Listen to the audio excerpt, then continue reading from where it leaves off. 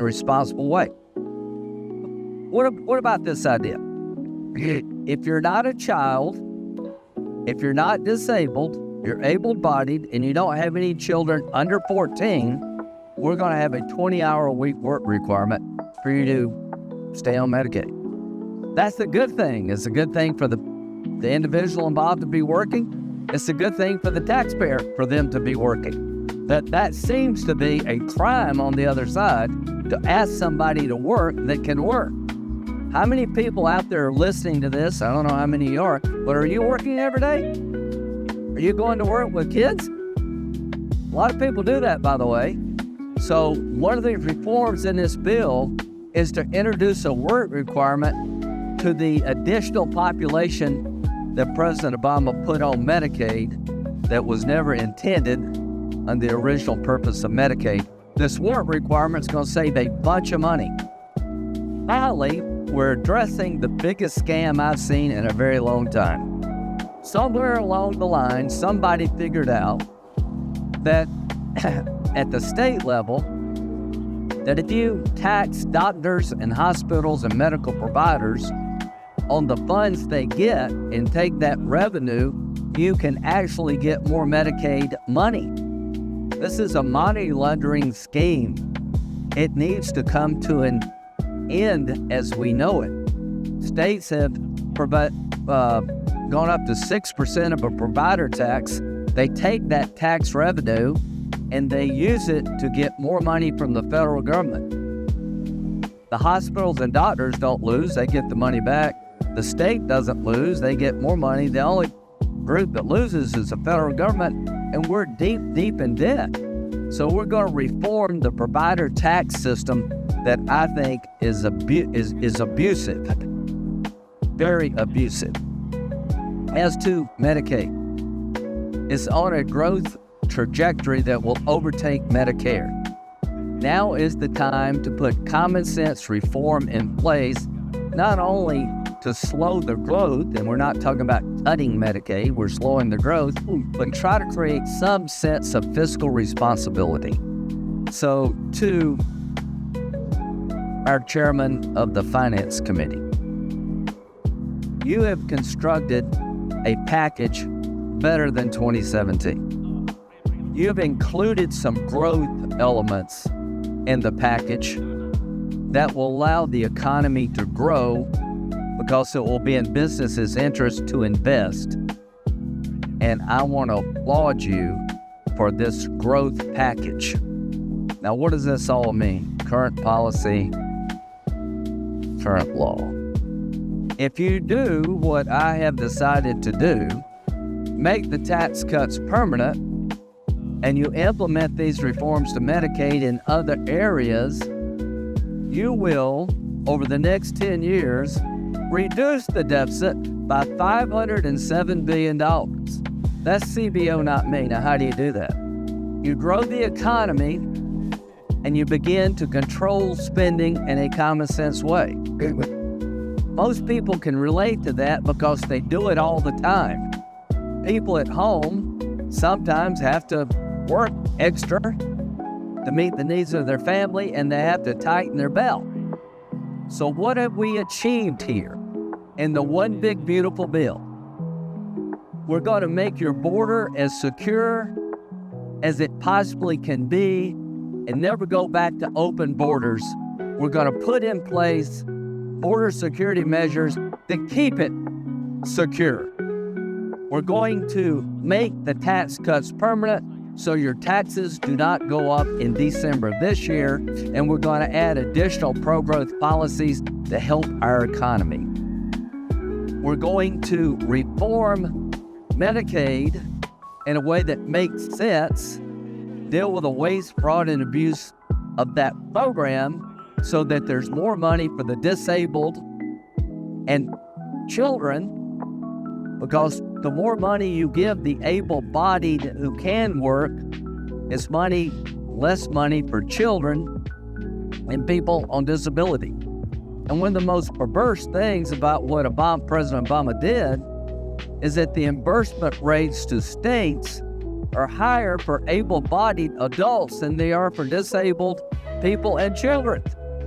90%. So President Obama created a system to entice states, lure them in to add people to Medicaid that are not disabled, not poor children, because his goal was to put everybody in the country under government-run health care. And the government reimbursement is higher for an able-bodied person than it is for a poor child or a disabled person. And we're going to stop that, because that's not fair. It's not fair to the taxpayer, and it's not fair to the population that we're trying to help. So we're going to control spending in a common sense way. We're going to revitalize our military at a time of great need. We're going to secure the border, and we're going to make the tax cuts that expire in December permanent, so we don't have to deal with this every 10 years. It's a big, beautiful bill if you believe in cutting people's taxes, securing the border, having a strong military, and controlling government spending. It is a nightmare, this bill, for those who want to raise taxes, who want open borders, who want a weak military, and never want to control one dime of federal spending. This bill is your nightmare if you're for open borders. This bill is your nightmare if you want the government to grow without any limitation. This bill is your nightmare if you want a weak military, because it's going to give us a stronger military. So why do we have this debate? That's what they, through years of effort, have done. The military is always the last thing that gets funded when they're in charge. When they're in charge, you have no border. Completely broken, millions of people running through our country lawless. When they're in charge, there is no limit to growing the government. They entice everybody to grow the government. And when they're in charge, they're never going to cut your taxes in any meaningful way. The tax rates since 2017, the top rate has been 37. If these tax cuts expire, your taxes, if you're family of four, will go up by $1,700. And we'll go back to the 39.6 rate. Here's a question for the country. How much should the federal government take of anybody's income? What's a fair share? 37%? Seems pretty damn fair to me. Over a third of what you make, that doesn't count state and local taxes. The number they would pick is probably a 90.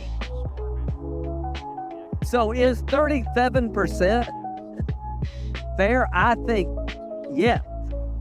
Most Americans think 25% is fair. You know, Jesus wants 10%.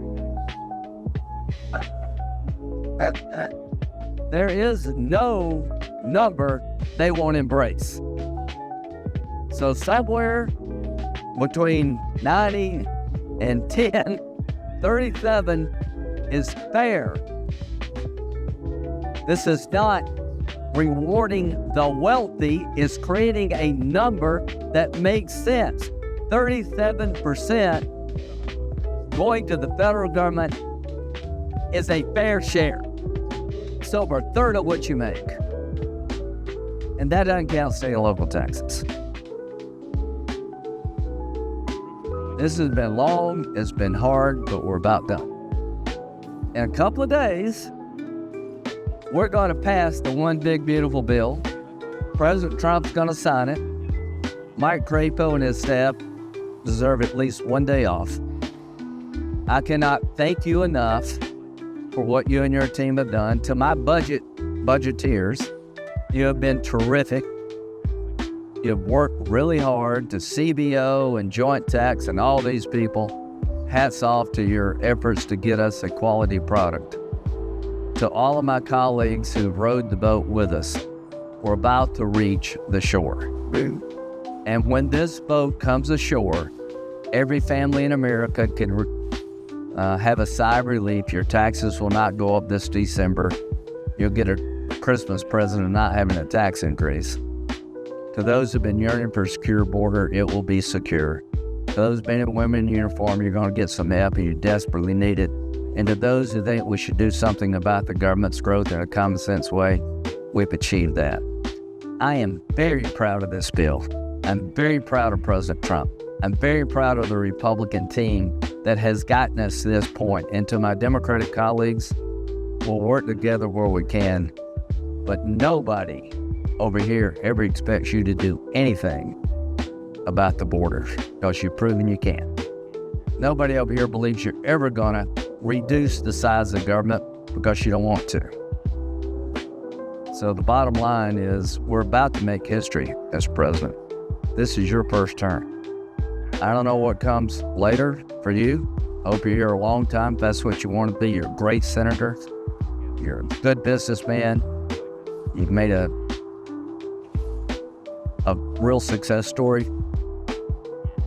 Family from Colombia, created a lot of job opportunity. I doubt if you'll ever do anything more important than this. Senator Crapo, you've been here a while. You're one of the smartest guys I ever met. Everything you've done all your life has led to this moment. This is what you were built to do. This is what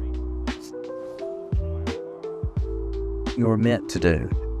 You're the right man at the right time to do what this country desperately needs to stay on track to be safe and prosperous. To all my colleagues who are going to vote for this bill, you should be proud and you should talk about it because it's going to make us all safer and it's going to make us all more prosperous. Me being budget chairman is a quirk in the history of the Senate. This is not my thing normally, but I have really gotten into it. And I've learned a lot thanks to my colleagues, and I'm proud to have the honor of being budget chairman at a time I think it matters the most. Mr. President, I ask unanimous consent that the following staff members from my staff and from Senator Merkley's staff be given all access floor passes for the consideration of the bill. Caitlin Wilson, Lillian Meadows, Scott Graber, Walker Turlock, Taylor Reedy, Democratic staff Mike Jones, Melissa Pistner, Josh Smith, and Tyler Evilsizer. Tyler, Evilsizer. I ask that unanimous consent. Without objection. With that, I will yield to my good friend, Amato. There's one more about. Oh, wait a minute. I asked it. Nope. That the use of calculators, whatever they are, be permitted on the floor of the Senate hearing consideration of the bill. Without objection. Mr. President. I recognize the senator from Idaho. Thank you, Mr. President. And first of all, let me thank my colleague from South Carolina, Senator Graham, for his very kind words. I return the same kind of compliments to him for his great work in helping to build this bill and get us moved to this point. I'm going to make just a few remarks right now in response to some of the allegations and mischaracterizations that my colleagues on the other side have made about how this bill has been structured in terms of its evaluation and scoring. And then later I'm going to come and give a much longer speech, sorry sir, on the bill itself.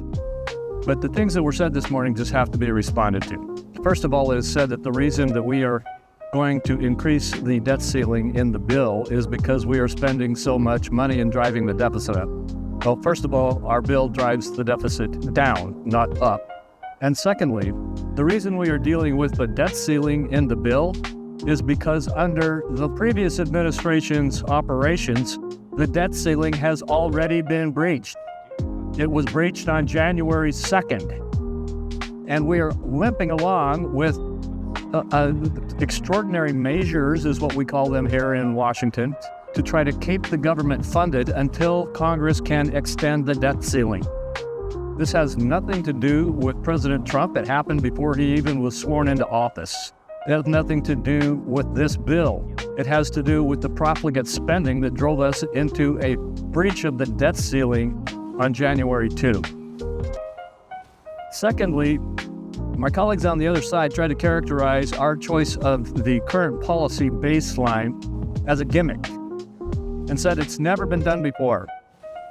Well, they should have been more careful in their words, because the current policy baseline is currently utilized in the current CBO baseline for many spending programs. In fact, many spending programs, about $2.5 trillion of spending programs, are measured under the current treatment, which the Democrats have been using for decades to make it so they don't have to count spending increases as an increase in the deficit. They are correct that that policy has never been applied to taxes before, because it was not intended to apply to taxes. That ruling and that system that was set up was intentionally designed to favor tax increases over spending cuts, and to force Congress to increase taxes and increase spending. It was a strategy to achieve what we all know of as tax and spend. And no matter how they try to cover it over today in their debate, it comes down to this. They are furious that we refuse to raise taxes in America by $4.3 trillion on Americans. And they claim that our refusal to raise your taxes, America, is going to run up the deficit because they can't get $4 trillion more of your tax revenue into their pockets. Well, the first failure of that rationale is, if you believe that you give them $4.5 trillion by letting them raise your taxes again, if you believe they're going to use that to pay the debt down, let me tell you, there's not a tax increase that I've seen in this Congress in my lifetime that was used to pay the debt down. It was used to increase spending. It's called tax and spend. And it's that bias in our scoring system that we are fixing today. We are fixing it so that current policy is how you treat taxes, just like you treat $2.5 trillion of spending this year in your scoring system. We're evening the balance board between taxing and spending. And America should sigh a sigh of relief that finally we are fixing our scoring procedures so that we don't have a built-in drive to increase taxes. Let's put it another way. One of my colleagues said, just even children can understand the difference between $1 trillion and $0. I think they can also understand that if you don't raise taxes, you're not changing the tax code. You're making it bring in the same revenue that it brought in before. You're not increasing the deficit. You're protecting their wallets. And the bottom line here is very simple. I think every American, at least 90% of them, intuitively understand that the refusal to let your taxes go up by $4 trillion is not a deficit increase. You are not the responsible. Us keeping your money in your pocket is not making them responsible, making you responsible for increasing the deficit. Deficit increases come when Congress keeps spending your money and never, ever controlling its spending. The problem is not a lack of revenue. It is too much spending. So let's make it clear. This is not a gimmick. The gimmick is the one that's been used for all these years. We're making a balance between the treatment of tax and spend so that those taxpayers in America have at least a fair chance against the rules of this chamber. Now, one other thing that I think needs to be made here is there was a lot of talk on the other side, and then I'll stop and bring my longer speech later. One other point that needs to be made here is that it was suggested that this has never been done before, even on taxes. Well, there was a president named President Obama who faced a similar situation like we face today.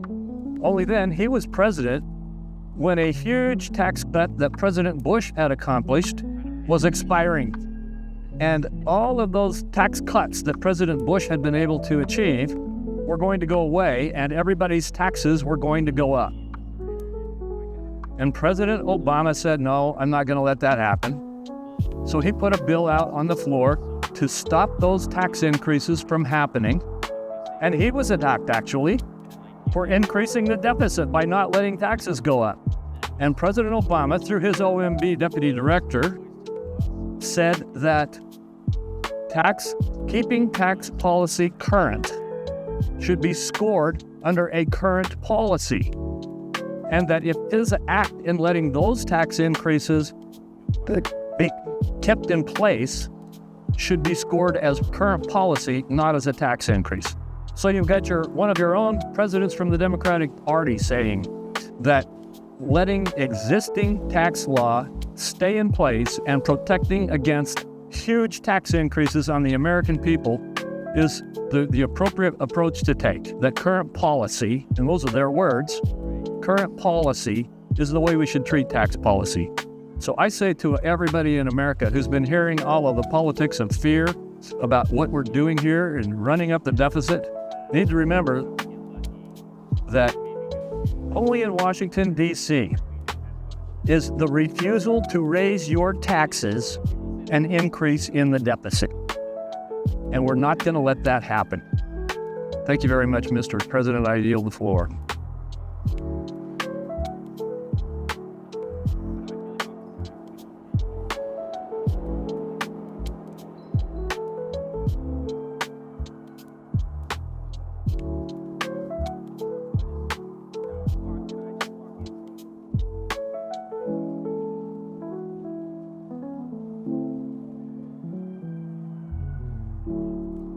If no one yields time, time will be charged equally to both sides.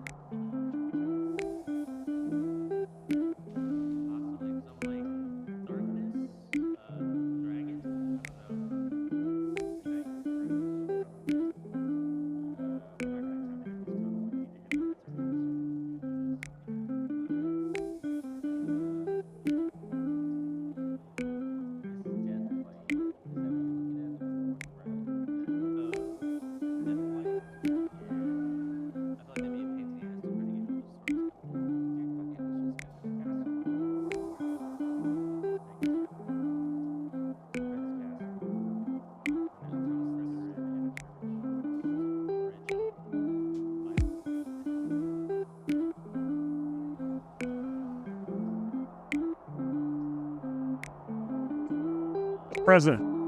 Recognize the senator from Michigan. Mr. President, I rise today in opposition to a widely irresponsible legislation that is before us now. Although our colleagues are calling it the big, beautiful bill, this bill would instead be a betrayal to our economic future. Hardworking American families and some of our most vulnerable seniors, children, and people with disabilities. This bill will blow up our national debt, kick millions of people off of their health care, and take food off of families' tables while cutting food assistance. And for what? What are our colleagues are mortgaging our country's future for? What are they slashing health care and food assistance to pay for? Well, they're doing it for tax cuts for billionaires. So before my colleagues rush to pass this irresponsible, reckless legislation, let's take a moment to go through exactly how much harm this bill will actually cause and hear from the people in my state who are going to suffer if this law becomes law. To start, this bill will blow up the national debt. Since President George Washington gave his farewell address, our nation's leaders have warned against the dangers of accumulating a national debt. 15 years ago, Admiral Mike Mullen, former chairman of the Joint Chiefs of Staff, stated, quote, "The most significant threat to our national security is our debt." The national debt is at an all-time high, $36.2 trillion. And just in the last 16 years, it has tripled. Our annual deficits frequently exceed $1.5 trillion, including a record $3.1 trillion deficit in fiscal year 2020 during the Trump administration. Unfortunately, these are the first of many grave financial milestones that we face. Within the next decade, our country will spend more on servicing the debt than we do on any other federal account outside of Social Security. Our fiscal house is basically on fire. But if our Republican colleagues jam through this bill, it's not going to pour water on that fire, it's going to pour gasoline on those flames. Democrats have tried to make efforts to pay down that debt in recent years. In fact, under the Inflation Reduction Act, a law that this bill attempts to actually gut, we reduced the deficit in that bill by nearly $250 billion. And in 2023, we passed the Bipartisan Fiscal Responsibility Act, which responsibly addressed the debt ceiling and had the potential to reduce deficits by up to $1.5 trillion. But unfortunately, the bill before us basically wipes all of that away. And I have always said that I'm open to making smart cuts to spending, but that those cuts should be matched with increases in revenues. Doing so would put us back on a sustainable financial path. Our Republican colleagues are doing the exact opposite. They're making drastic cuts to revenue, and according to the nonpartisan Joint Committee on Taxation, the tax provisions in this bill alone would decrease revenues by $4.2 trillion and add $3 trillion to our national debt. This is a recipe for disaster.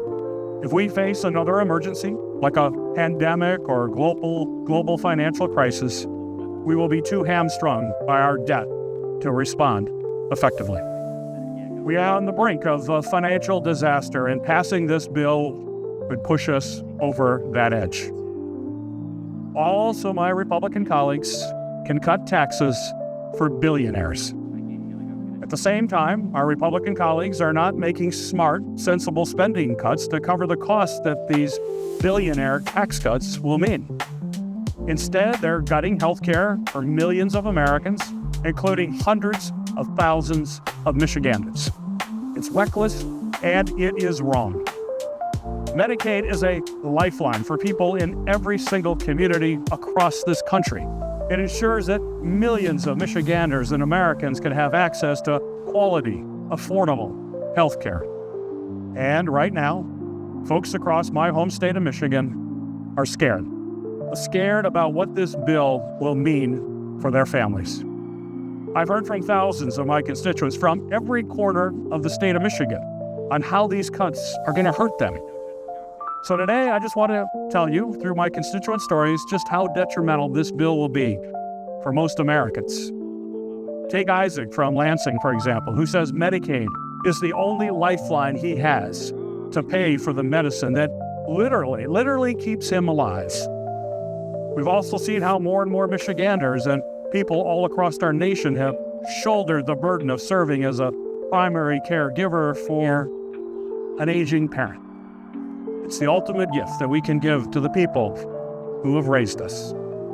But the cost of critical nursing home and assisted living care continues to rise. Medicaid has become an essential way for our aging seniors to pay for the care that they need. Take Gwen from Grand Rapids, who says she wouldn't be able to pay for an assisted living facility for her grandmother without Medicaid. Many of us know someone, or maybe even love someone, who lives with a disability. Thanks to Medicaid, people with disabilities can get the care that allows them to live healthy and independent lives. That is the case for Wanda from Westland, who takes medication for an eye condition. Without Medicaid, she would not be able to afford her medication, and she could actually go blind. As too many of us know from personal experiences or from friends and loved ones, our country is facing a mental health crisis. Medicaid has become a saving grace for those who desperately need mental health care, but simply cannot afford it. Take Alan from Fort Gratiot, who says losing Medicaid would feel like losing the life he's been given back through mental health care from Medicaid. Under this bill, rural communities will be especially impacted by cuts to Medicaid.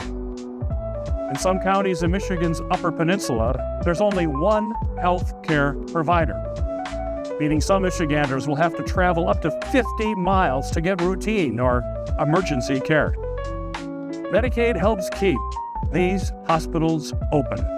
And if this bill passes, people in these rural communities are going to be cut off from basic health services.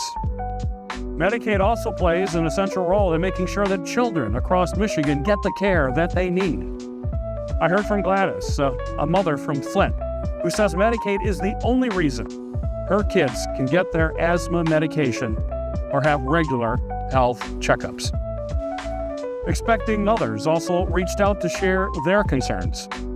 While she is busy preparing to welcome a newborn baby into the world, Chelsea from Fenville is now afraid that she will lose her access to both pre- and post-natal care under this absolutely disastrous bill. I simply can't understand how my Republican colleagues would leave thousands of people across Michigan without the care that they need, all so they can give a tax break to billionaires. On top of that, my Republican colleagues are also proposing deep, harmful cuts to food assistance delivered through SNAP. SNAP serves as an absolute lifeline for millions of Americans, including children, seniors, people with disabilities, and working families.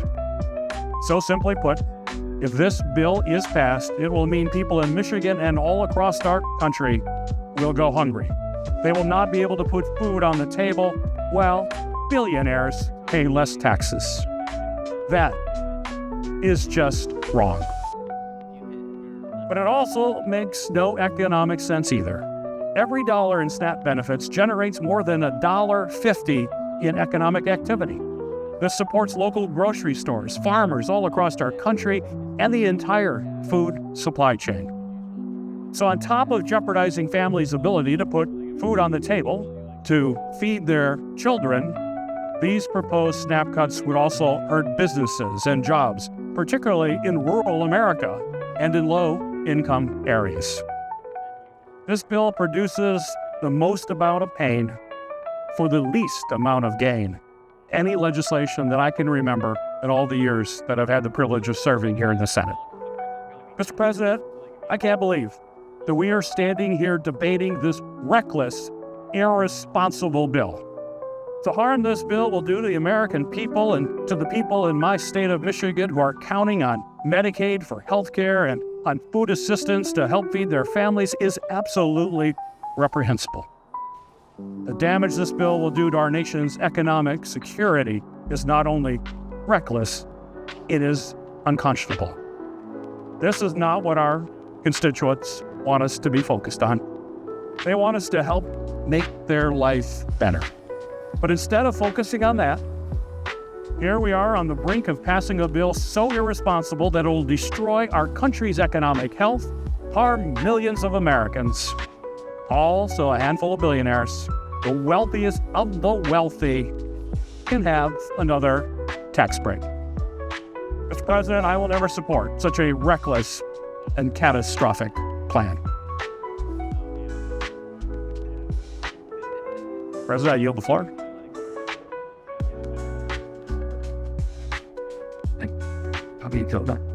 Yes. Did you make a cut? No.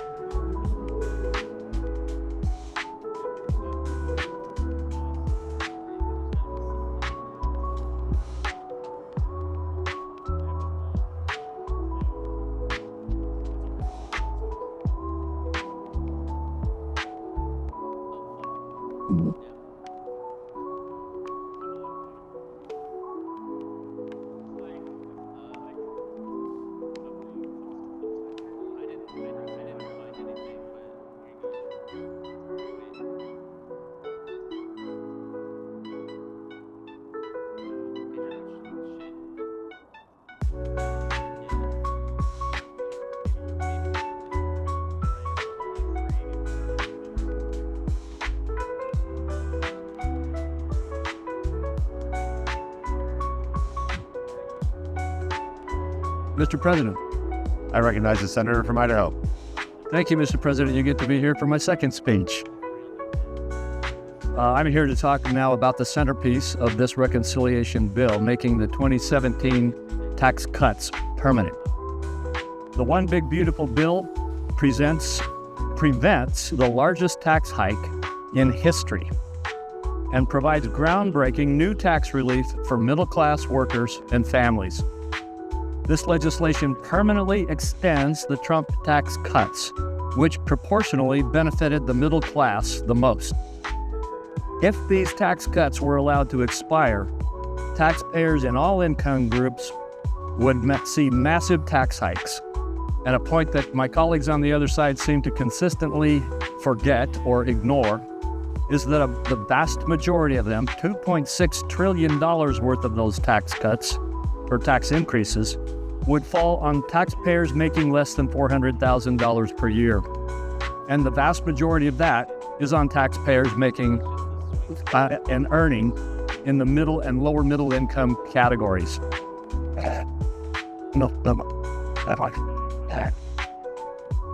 But before I go on to discuss what would happen, I want to address an issue that is just a constant theme on the other side, and that is that this bill is going to be a huge increase in the deficit.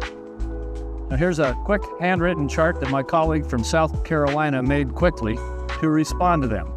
You heard the previous speaker say that CBO has scored this bill to have a huge multi-trillion-dollar deficit increase. The fact is that CBO has scored this bill to have a $507 billion deficit reduction. You heard that right, a $507 billion deficit reduction. And later on in my remarks, I will point out that that score doesn't even take into account the growth in the economy and the revenue that will come to our Treasury from revitalizing and giving a boost to our economy. So now let's go to the next chart. What will happen if we don't do this? What will happen if we do what the Democrats are demanding that we do? And that is to let this tax increase happen so that they can say they're going to use it to pay the deficit down. The average family of four would see a tax hike of $1,700. and their child tax credit would be cut in half. 20 million small business owners would face massive tax hikes, with some of them facing rates as high as 43%. The standard deduction, which simplifies tax filing for 90% of Americans, would be cut in half. Small businesses and farms would see their death exemption cut in half. The Council of Economic Advisors warns us that this $4 trillion tax hike would also lead to an economic downturn and potential recessionary headwinds, noting that the impacts would disproportionately fall on young people, minorities, and workers without college degrees. We've been working for more than a year on legislation that prevents that outcome and provides an opportunity for us to have additional tax relief. Additional tax relief that is specifically targeted to benefit low and middle income families and workers. Despite the rhetoric of fear, that's our critics' rhetoric about tax cut as being for billionaires and corporations, the reality of this legislation prevents a massive tax hike across the board and overwhelmingly benefits middle-class households and job creators. According to the Joint Committee on Taxation, this bill provides more than $600 billion, that's $600 billion more of new tax relief for hardworking Americans. How does it do that? $73 billion in inflation tax relief targeted at income brackets below $100,000 per year. $205 billion in tax relief to the 90% of taxpayers who claim the standard deduction. $93 billion in additional tax relief for seniors through a $6,000 bonus exemption. $124 billion investment in children of low and middle income families, in addition to the permanent doubled child tax credit. I'm going to say that again. The permanent doubled child tax credit. The significant tax relief we are providing to hardworking families includes permanent lower tax rates, letting Americans keep more of their hard-earned money, permanent increased and enhanced standard deduction, claimed by over 90% of taxpayers. On top of making that doubled child tax credit permanent, we are also increasing it for tens of millions of families. Tax relief for seniors in the form of a $6,000 bonus exemption for low and middle income seniors, slashing their tax burden. No tax on tips for millions of tipped workers like waitresses, barbers, hairstylists, and taxi drivers. No tax on overtime for millions of America's hourly workers who work overtime and keep America running. No tax on auto loan interest for new cars made in the United States, allowing the hardworking families of America to fully deduct auto loan interest on American-made cars. Enhanced 529 education savings accounts, making education expenses more affordable and accessible for families. New Trump savings accounts for newborns and children set up to the age of 18, building financial security for the next generation. We make childcare more accessible and affordable for working families by enhancing the Child and Dependent Care Credit and the Dependent Care Assistance Program. The list goes on and on. We extend the paid family and medical leave credit and expand health savings and accounts for health care expenses.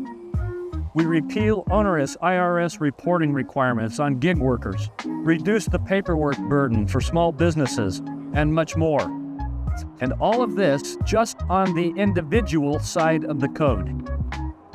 The business side of the tax code has the potential to generate phenomenal economic growth. When my Republican colleagues and I began talking about how to best extend and enhance the Tax Cuts and Jobs Act, we agreed that one of our top priorities was to make it permanent. The reforms we made in 2017, including lower rates for corporations and small business owners, along with the international tax reforms, increased domestic investment, boosted economic growth, and increased take-home pay. A growing economy powered a strong labor market. Workers saw record wage growth, and the unemployment rate fell dramatically to the lowest in 50 years at 3.5%. Corporate inversions, which we used to debate endlessly, or businesses leaving America, became a thing of the past. They literally ended. And America became the place to do business again. Capital formation exploded in the United States. Restoring these critical business provisions and making them permanent is a key to driving additional growth and investment in the United States. For businesses that spur investment and economic activity across the country, this bill makes the 20% small business deduction permanent, enabling job creation and spurring local economic activity. Restores and makes permanent full expensing for domestic research and development, encouraging domestic innovation. Restores and makes permanent full expensing for new capital investments, like machinery and equipment, boosting domestic production. Restores and makes permanent interest deductibility, helping to finance critical domestic investments and keep America globally competitive. It includes full expensing for new factories and factory improvements to accelerate domestic manufacturing. Permanently renews and enhances the Opportunity Zone program, driving $100+ billion of investment to rural and distressed communities. According to the Tax Foundation, permanence for the bill's 4 cost recovery provisions I've just reviewed would more than double the long-run economic effect. The National Association of Manufacturers predicts $248 billion in economic growth will come from the manufacturing sector alone, along with over 1 million jobs and over $100 billion in new wages. The National Federation of Independent Businesses says that making the small business deduction permanent will create 1.2 million jobs over 10 years, growing to 2.4 million jobs in the long run. That growth also means more federal revenue created right along the way. And the Council of Economic Advisors estimates that this tax legislation alone will drive more than $2 trillion in offsetting deficit reduction, thanks to permanent provisions that power economic growth and incentivize investment. Over a 10-year window, with this legislation in effect, the Council of Economic Advisors estimates that debt as a share of GDP will fall to 94%, compared to 117% if the Trump tax cuts expire. And this chart is important to look at.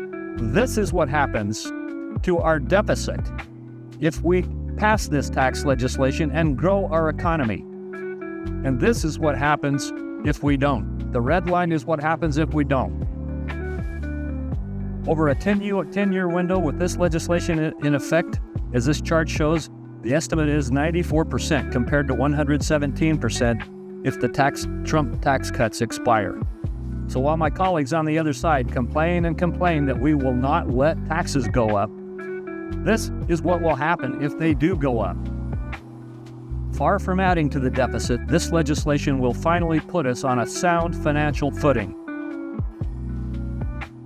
as we power growth and curb spending. For those who claim that this bill will add over $4 trillion to the deficit, it bears repeating. Preventing a $4 trillion tax hike is not the same as deficit spending. And those who say that we should let a $4 trillion tax hike go into effect to pay down the national debt, every tax increase that Congress has adopted for as long as I can remember was not used to pay down the national debt. It was used to increase spending. And that's exactly what is going to happen if the Democrats have their way and force this tax hike to happen. It was used by Congress to spend more money, not to reduce debt. Extending current tax policy means that tax revenue as a percent of GDP will remain relatively unchanged. We do not have a revenue problem in America. We have a spending problem. That's why we asked JCT to score this legislation under a more realistic scenario using a current policy baseline. The Council of Economic Advisors estimates that making the Trump tax cuts permanent, combined with other Trump administration pro-growth policies like regulatory reform and so forth, it will increase federal revenues by more than $4 trillion, far more than offsetting any deficit estimates. When combined with the $1.6 trillion in spending reductions, this bill represents historic savings for taxpayers, far exceeding the spending reductions in the past by hundreds of billions of dollars. And I want to look at this chart. I've talked a lot about tax cuts and protecting against tax increases and economic growth that happens from that. But reducing spending is another critical priority that we must address. And in addition to the pro-growth tax policy that I've just described, we cut spending by $1.6 trillion. This chart shows how other bills have tried to take a shot at reducing spending in the past. We far exceed any spending reduction bill that Congress has ever passed.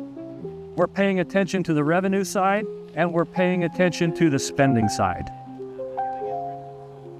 To achieve this record level of savings, we are slashing President Biden's Green New Deal spending and promoting an America First energy policy.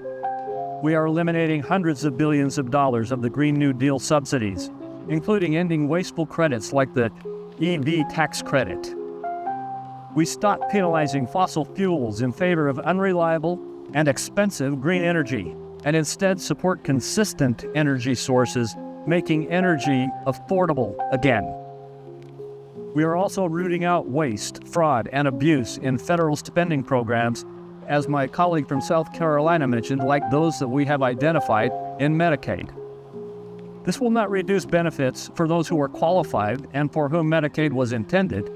It will reduce waste, fraud, and abusive scams that are being used to get the American taxpayer to funnel money into states or into other programs. This program was created to help pregnant women, children, and seniors in America and those with disabilities. We are continuing to protect them. They will not lose benefits, and the politics of fear that you hear constantly are simply false. But in recent years, the Democrats have incentivized Medicaid to enroll healthy Americans and illegal immigrants, driving up costs for taxpayers and risking the program's sustainability for those who need it the most. This is what has happened. This is what's happening to the enrollment and the spending in Medicaid. The fate of this expansion is an unsustainable path and puts the future of the program at risk, including the United States federal debt. As spending has surged, so have inappropriate payments and ineligible enrollments, along with gimmicks and loopholes. People are alarmed by these statistics, but official reports indicate that the federal government made $543 billion in inappropriate Medicaid payments from 2015 through 2024. Some experts think that that number is closer to $1 trillion.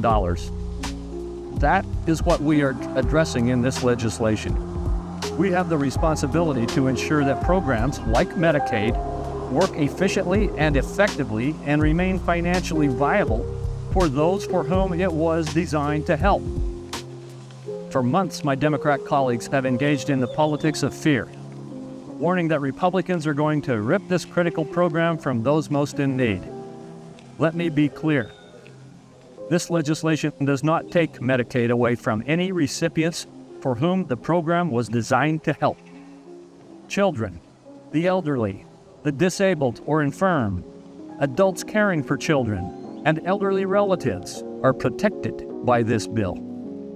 We would not be honoring our obligation to these recipients if we allow the program to continue to balloon, forcing vulnerable populations to compete for available resources with able-bodied adults who refuse to work. As one father recently wrote in the Wall Street Journal, Medicaid was created to help people like my son. He is 17, has severe autism and epilepsy, and needs constant attention. Yet thanks to Obamacare's Medicaid expansion, he is stuck on a multi-year waiting list for an in-home care, because able-bodied adults are competing for the same results.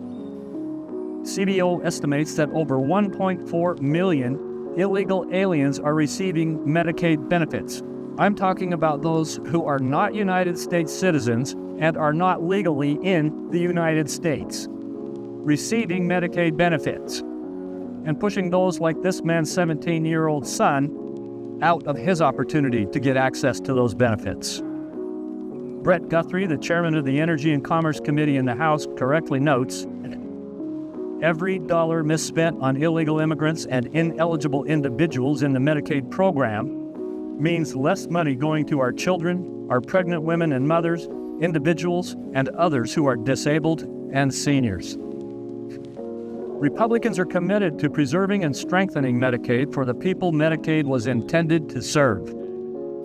That starts with making common sense reforms to eliminate waste, fraud, and abuse in the program. This bill targets rampant fraud in the program by removing illegal aliens, deceased recipients, or those enrolled in multiple states.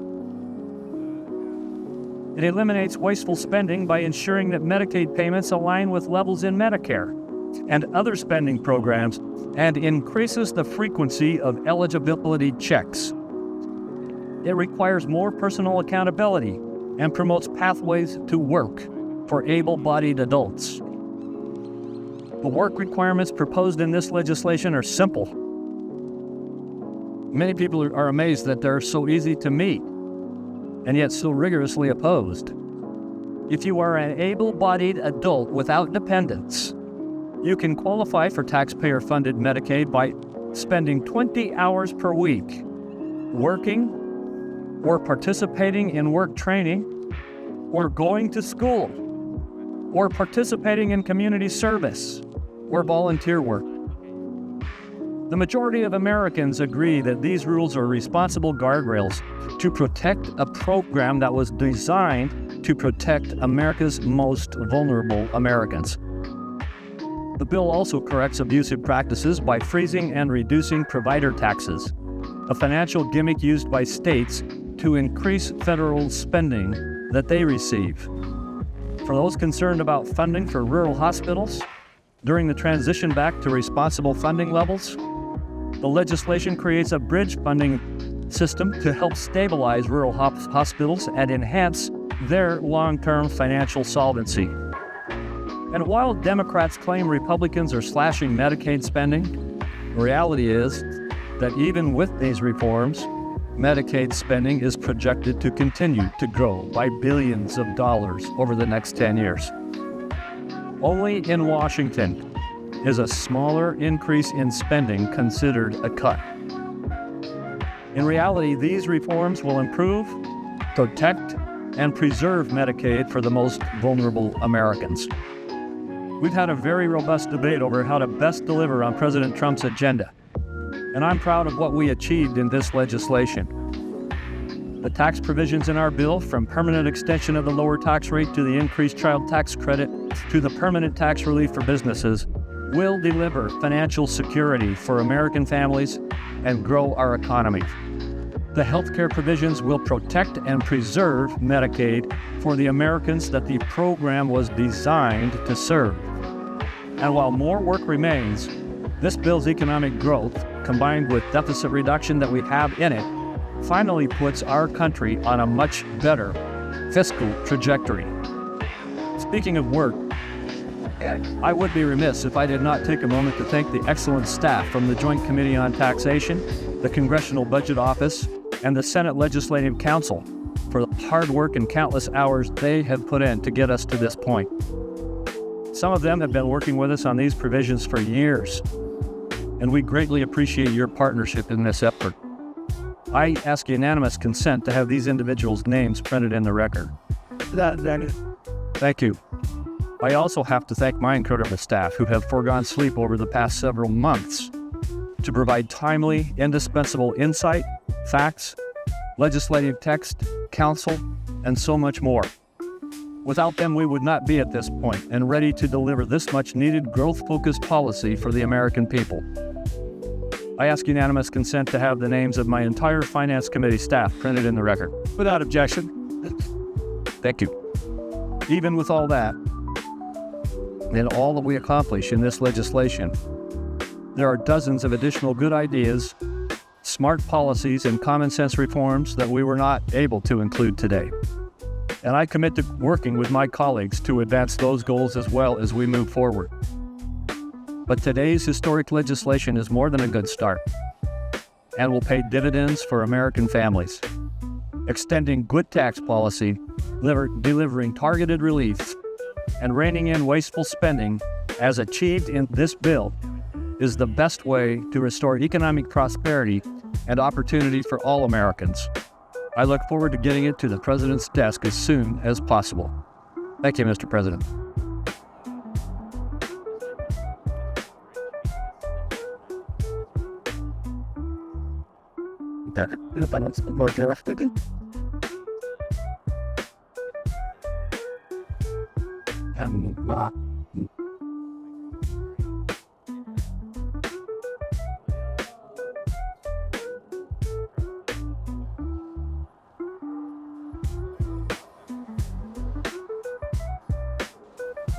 President. I recognize it. Democrat Whip.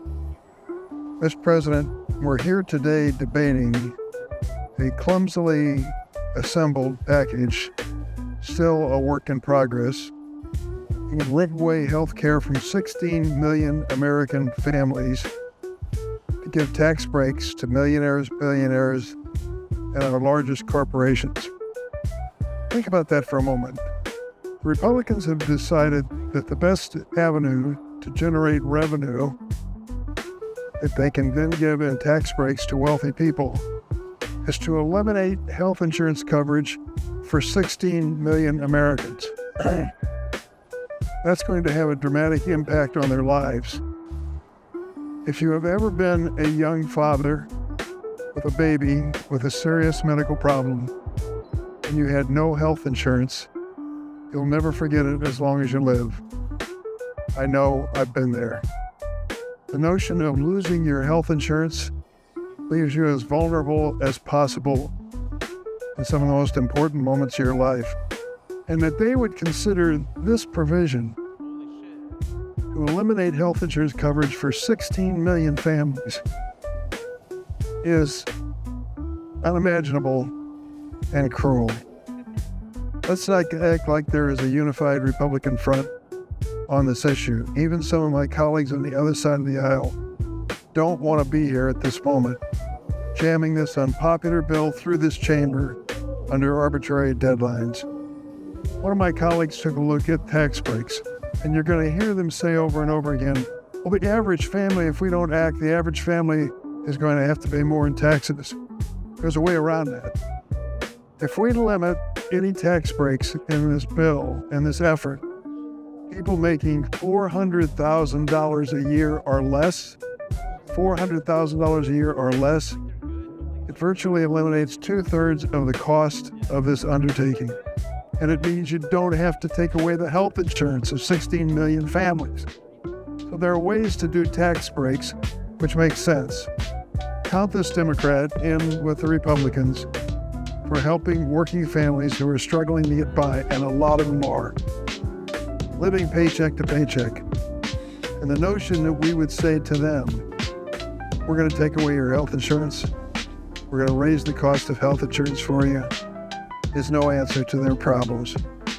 Behind closed doors, my Republican colleagues continue to be consumed with infighting, bickering over the bill's substance, and for good reason. We have a process here which is almost impossible to explain to an ordinary person of how we reach reconciliation. The parliamentarian's office, and she's sitting here, God bless you for what you've been through for the last several months, and all your staff, have to make decisions on a daily basis over and over again as to whether or not provisions in this bill are eligible under the law that governs the United States Senate. We're in the process of debating this on the Senate floor. I see our ranking member on the Budget Committee, Senate Budget Committee, the senator from Oregon. We're in the process of still appealing to the parliamentarian's office on provisions in the bill. This is truly a work in progress. I think what they do know is troubling, and it should be. This bill would be a disaster for hospitals. The Senate Republican bill, unfortunately, is going to endanger hospitals all over the United States. But if you happen to live in a small town, rural area, and I represent a lot of them in the state of Illinois, you're the most vulnerable. You are the target. When they cut back on Medicaid programs, these are the hospitals that will close their doors. What's the impact of a hospital closing its door in a downstate community in Illinois? Devastating. Hospitals are not only a center for emergency medical care, good doctors, nurses, and such, they are also a major economic force in small-town America. Take away a hospital and then try to attract a new business to your community. Good luck. This Senate bill cripples one of the main ways that states fund their Medicaid programs and keep hospitals afloat, especially in rural and low-income areas. It's called the provider tax. Earlier this week, a Republican senator, circulated a flyer to his fellow caucus members, so they're all on notice, detailing just how much each state will lose in Medicaid provider tax funding under their proposal. Let's take a look at my neck of the woods, the Midwest. Iowa would lose $4.1 billion. Missouri, $6.1 billion. Kentucky, $12 billion. Louisiana would lose $20 billion. North Carolina, $38.9 billion. Senator Tillis and I were in conversation yesterday, and he used that very same figure. His analysis says that to go forward with this bill cuts Medicaid reimbursement in his home state of North Carolina by a whopping $38.9 billion. This list of states and what they will lose was passed around by a Republican senator to his own caucus. They know what they're up against here. If Republicans have their way and pass this bill, hospitals will be forced to shrink or eliminate services. In Decatur, Illinois, one of the major hospitals facing the crunch time had to make a decision whether they keep their doors open. They did, but they eliminated OBGYN, delivering babies, and they eliminated all mental health and addiction counseling, two critical areas for the hospitals. So these doctors, this bill will force hospitals to shrink or eliminate services. Doctors and nurses will leave, and in some cases, the hospital will close. Imagine that in a rural area, a remote area, an extra 45 minutes, an extra hour in the car with somebody in the front seat you love very much who's in a desperate situation. As it stands today, half of the rural hospitals around the country already operate in a danger zone. And it's the same thing for children's hospitals. Do you have one in your community that you've used? I do. These children's hospitals have warned us they can't keep their doors open if Medicaid is cut as dramatically as the Republicans want to cut it. If Republicans have their way, we're going to see massive layoffs, fewer nurses, technicians, and doctors, along with decreasing quality of care. The American Hospital Association has estimated how these cuts to Medicaid could impact not just jobs at red state hospitals, but across the entire economy. Here's what they found. If the Republican provision goes through that cuts Medicaid reimbursement in order to provide tax breaks for wealthy people, Maine, as an example, one state, would lose 5,000 jobs. Kansas, 6,200 jobs. Iowa, 11,000 jobs. Missouri, 26,600 jobs. I've talked to the administrator of BJC in St. Louis, Missouri. The reason is it's not just a Missouri hospital. They have their facilities on the Illinois side of the river. In fact, 1/3 of their patients are from Illinois, and 1/3 of their patients overall use Medicaid to go to their hospital. So he's told me what's going to happen if the Republican measure goes through and the cutbacks to these hospitals.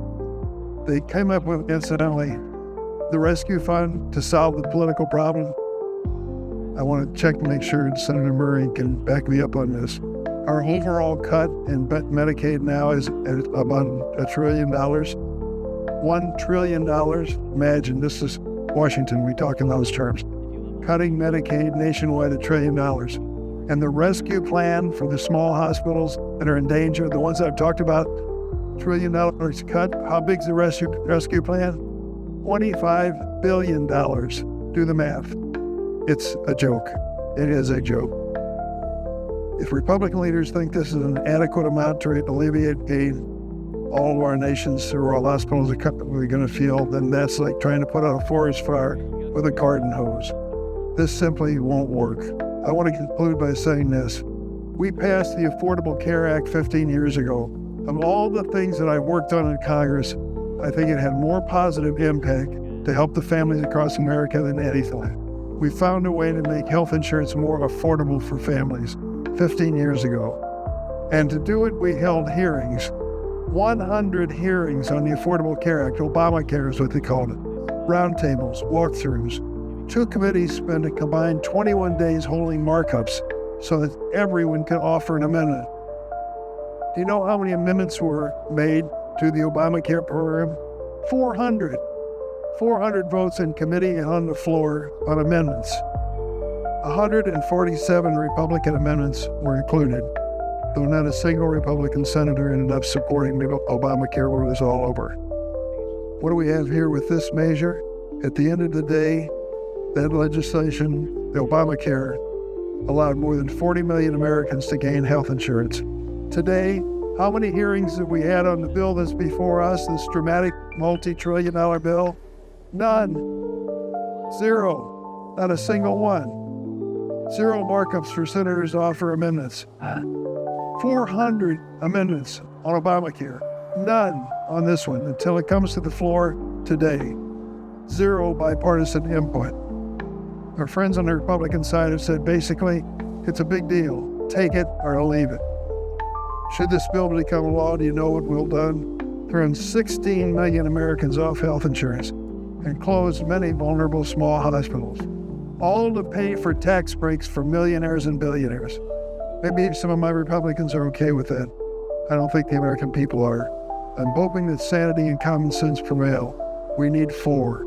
We need 4 senators to step up and say, stop this train. We've got to sit down and do our homework. We cannot expose the American families and the American economy to do this in the name of preserving tax breaks for the wealthiest people. Elon Musk seems to be doing okay in life, right? The wealthiest man in the world.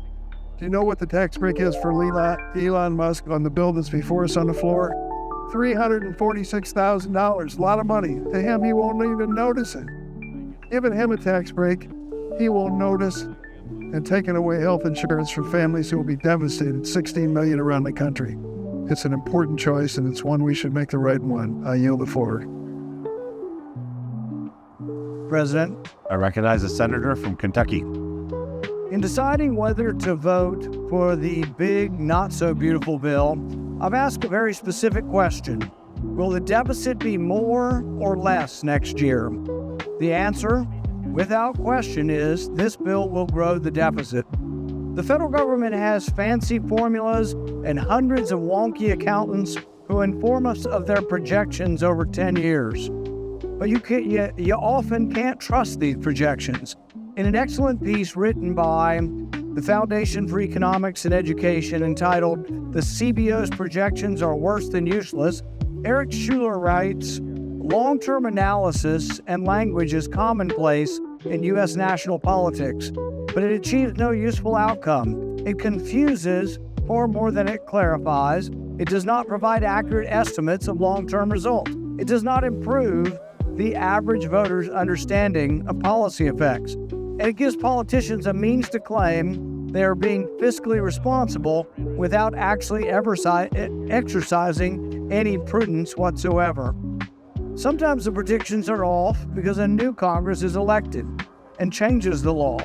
Eric Schuler writes that for any projection of a 10-year budget to be accurate, the Congressional Budget Office has to assume that the law won't change for 10 years, even as most of the politicians that make the laws risk being replaced every 2 years, and all of them advocate for changes of one stripe or another.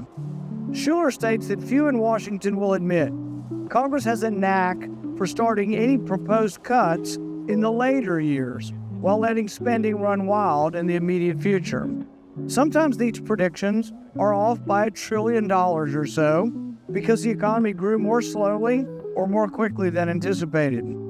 Bruce Thompson, a former Senate aide and Assistant Secretary of Treasury, writes, "The Congressional Budget Office miscalculated the deficit last year by $1 trillion. So in deciding whether to vote for any big, monstrous bill, it helps to ask the right question. To me, the most pertinent question is how will the bill affect the deficit in the next year? Currently, our deficit is estimated to be a little under $2 trillion this year. What will happen to the debt in 2026 if this bill passes? Well, using the math most favorable to the supporters of the bill, referred to as the policy baseline, the deficit in 2026 will still be $270 billion more than this year. So even using the math, even using the formulas that the supporters of the bill like, the deficit will grow by $270 billion next year.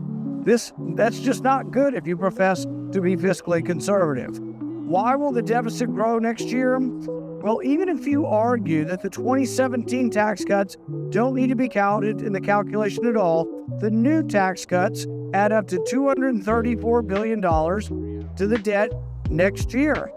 In addition, the big not-so-beautiful bill adds new spending of over $500 billion, military, border, agricultural subsidies, etc.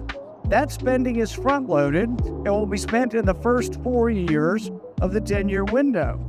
Legislative spending is one of the few items in the bill that is exact. It isn't estimated. If they say they'll spend $500 billion, they're going to spend $500 billion, all in the first few years.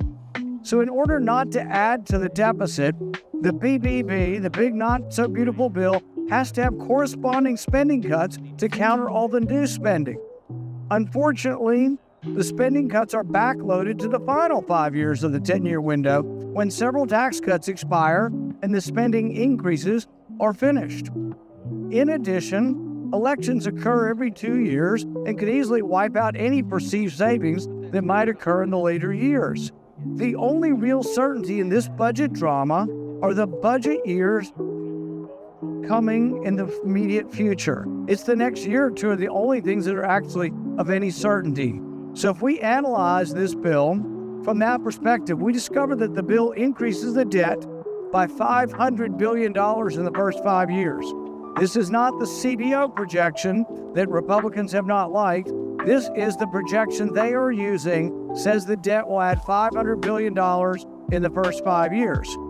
Now they say somehow, miraculously, in the last 5 years, it gets to a $500 billion in savings. So it's $1 trillion shift from year 5 to year 10. The CBO scores it differently, not as encouraging. It says it adds over $3 trillion in debt. So which is it? Does this bill save $500 billion over 10, or does it add $3 trillion over 10? The truth is that that even a person with a magic crystal ball, it's anybody's guess. Which brings us back to, maybe we have to judge the effects of the big, not-so-beautiful bill by looking at what happens to the debt next year. Supporters of the bill admit it adds $270 billion to the debt next year. That's the only thing we know for certain. We don't know what happens in year 3, 4, 7, 8, 9, 10, but we know next year this bill will grow the deficit by $270 billion. In addition, the bill increases the debt ceiling by $5 trillion. What does that mean? That is an admission that they know they are controlling the deficit. They know that the ensuing years will add trillions more. So we're adding $2 trillion this year, but they're anticipating, the authors of the bill anticipating adding more than $2 trillion next year. That doesn't sound at all conservative to me, and that's why I'm a no.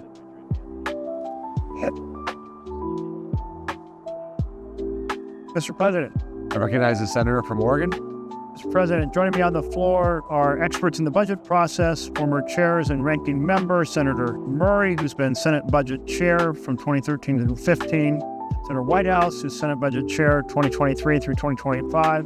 Senator Van Hollen, who was the ranking Democrat on the House Budget Committee in 2011 through 2017. We're here to address a fundamental violation of the law, of Law 313, Section 313, and it is the set of rules for reconciliation. To try to summarize this in the simplest words possible, 100 senators voted to have a special fast-track, filibuster-free pathway solely for reducing the debt. First principle was no deficits could be created in a 10-year period. Our Republican colleagues blew that up in 1996 when they wanted to do a tax bill that would create massive deficits. Then, a second pillar was no deficits in any title of the bill in any year after the first 10 years. This bill right now, if this passes, that blows that up. And the third was use honest numbers, Congressional Budget Office numbers.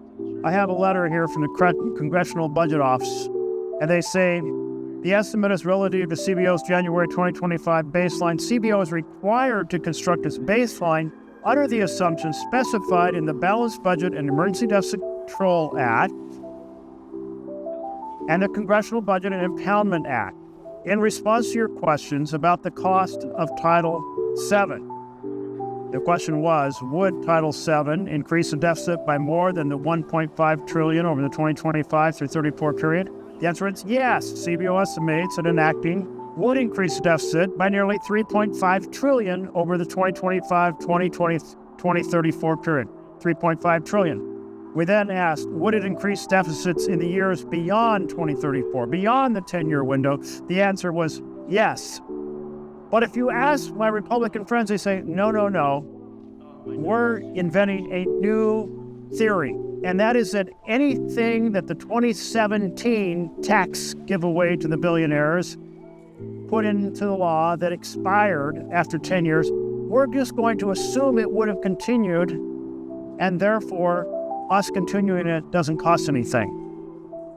That's a pretty crazy notion, that if they didn't put it into the bill, the law says it ends, but they say, no, it would have continued anyway through some magical way. So therefore, a tax break for the really wealthy costs nothing. This is exactly the type of lying to ourselves, smoke and mirrors that 100 senators agreed to end back in 1974. And that that piece of it has continued in place for 51 years until this moment in this Senate, by this Republican majority, says we're going to start lying to ourselves and lying to the American people about what this bill costs. But we're not going to lie. We're going to tell you the truth. This bill costs well over $3 trillion over 10 years and some $30+ trillion on top of existing deficits and debt because of the provisions that are in this particular bill. Our current debt, national debt, that's been run up since the Declaration of Independence is around $36.5 trillion. This bill basically matches that in creating that much additional debt over the next 30 years. This is a huge assault on the programs that we can sustain as a nation for the people of America. People struggling to get on their feet, so we want affordable housing programs. We want to have fair and quality health care. We want to have an education system that gives every child the opportunity to thrive. We want to create a robust economy through investment so there are good jobs, because no government program is better than a good job. All of those imperiled by this bill because the Republican leadership is lying to the American people and lying to ourselves. So we're here to tell the truth. And first of all, we're going to turn to Senator Murray, who, as I mentioned, was the Senate Budget Chair from 2013 to 2015. Mr. President, I recognize the senator from Washington State. I thank the senator from Oregon and our other budget chairs, ranking members from previous years, because this is really important. Mr. President, there are some things you can't change with legislation, despite what my colleagues on the other side of the aisle seem to believe. For example, 1 + 1 is 2. And while $1 trillion might have a lot of zeros in it, it is, in fact, a much, much bigger number. Now, that might sound obvious, but apparently my colleagues across the aisle need a little reminder, because right now, Republicans are pretending not to get it. It is almost beyond belief, and it is certainly beyond common sense. After years of complaining about the debt, in fact, at the same time they're talking about how we need to address the debt, Republicans now are suddenly pretending they don't know how to count. Republicans are suddenly pretending the parliamentarian doesn't exist if they don't talk to her. Republicans are suddenly pretending that precedent doesn't exist if they just fake amnesia, and that norms and consequences for breaking them just disappear if they wish it away really hard. My preschool students had more common sense. Republicans should know if they replace math with magic, if they tear up the Senate process, if they blow off the Senate parliamentarian, that bill will come due. And not just the bill for $4 trillion blown on tax cuts for billionaires and corporations.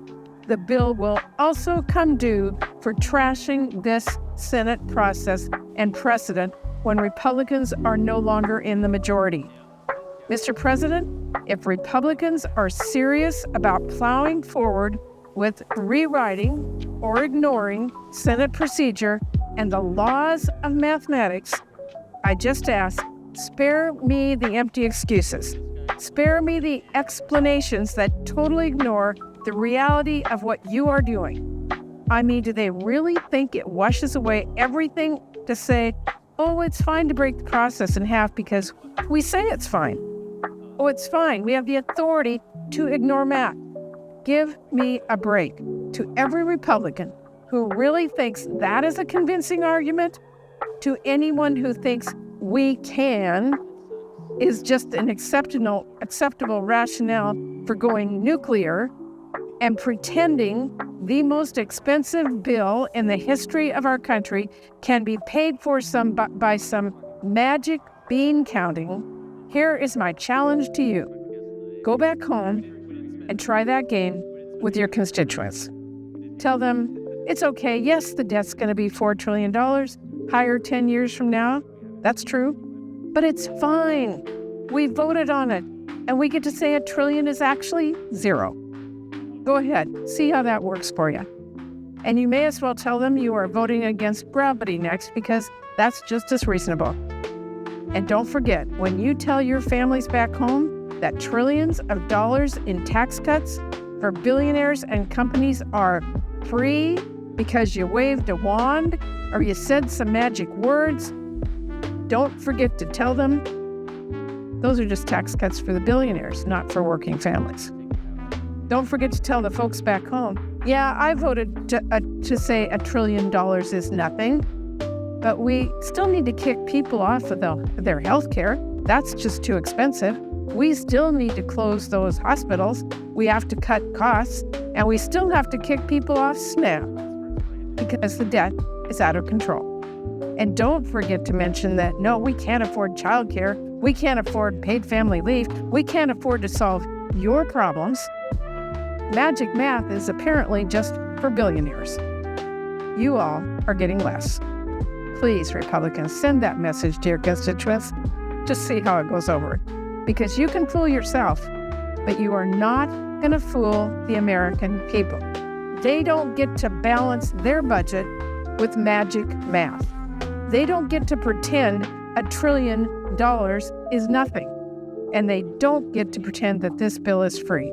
Because at the end of the day, regardless of what policy baseline you all want to use in D.C., those families back home, they're the ones who will be paying the actual cost.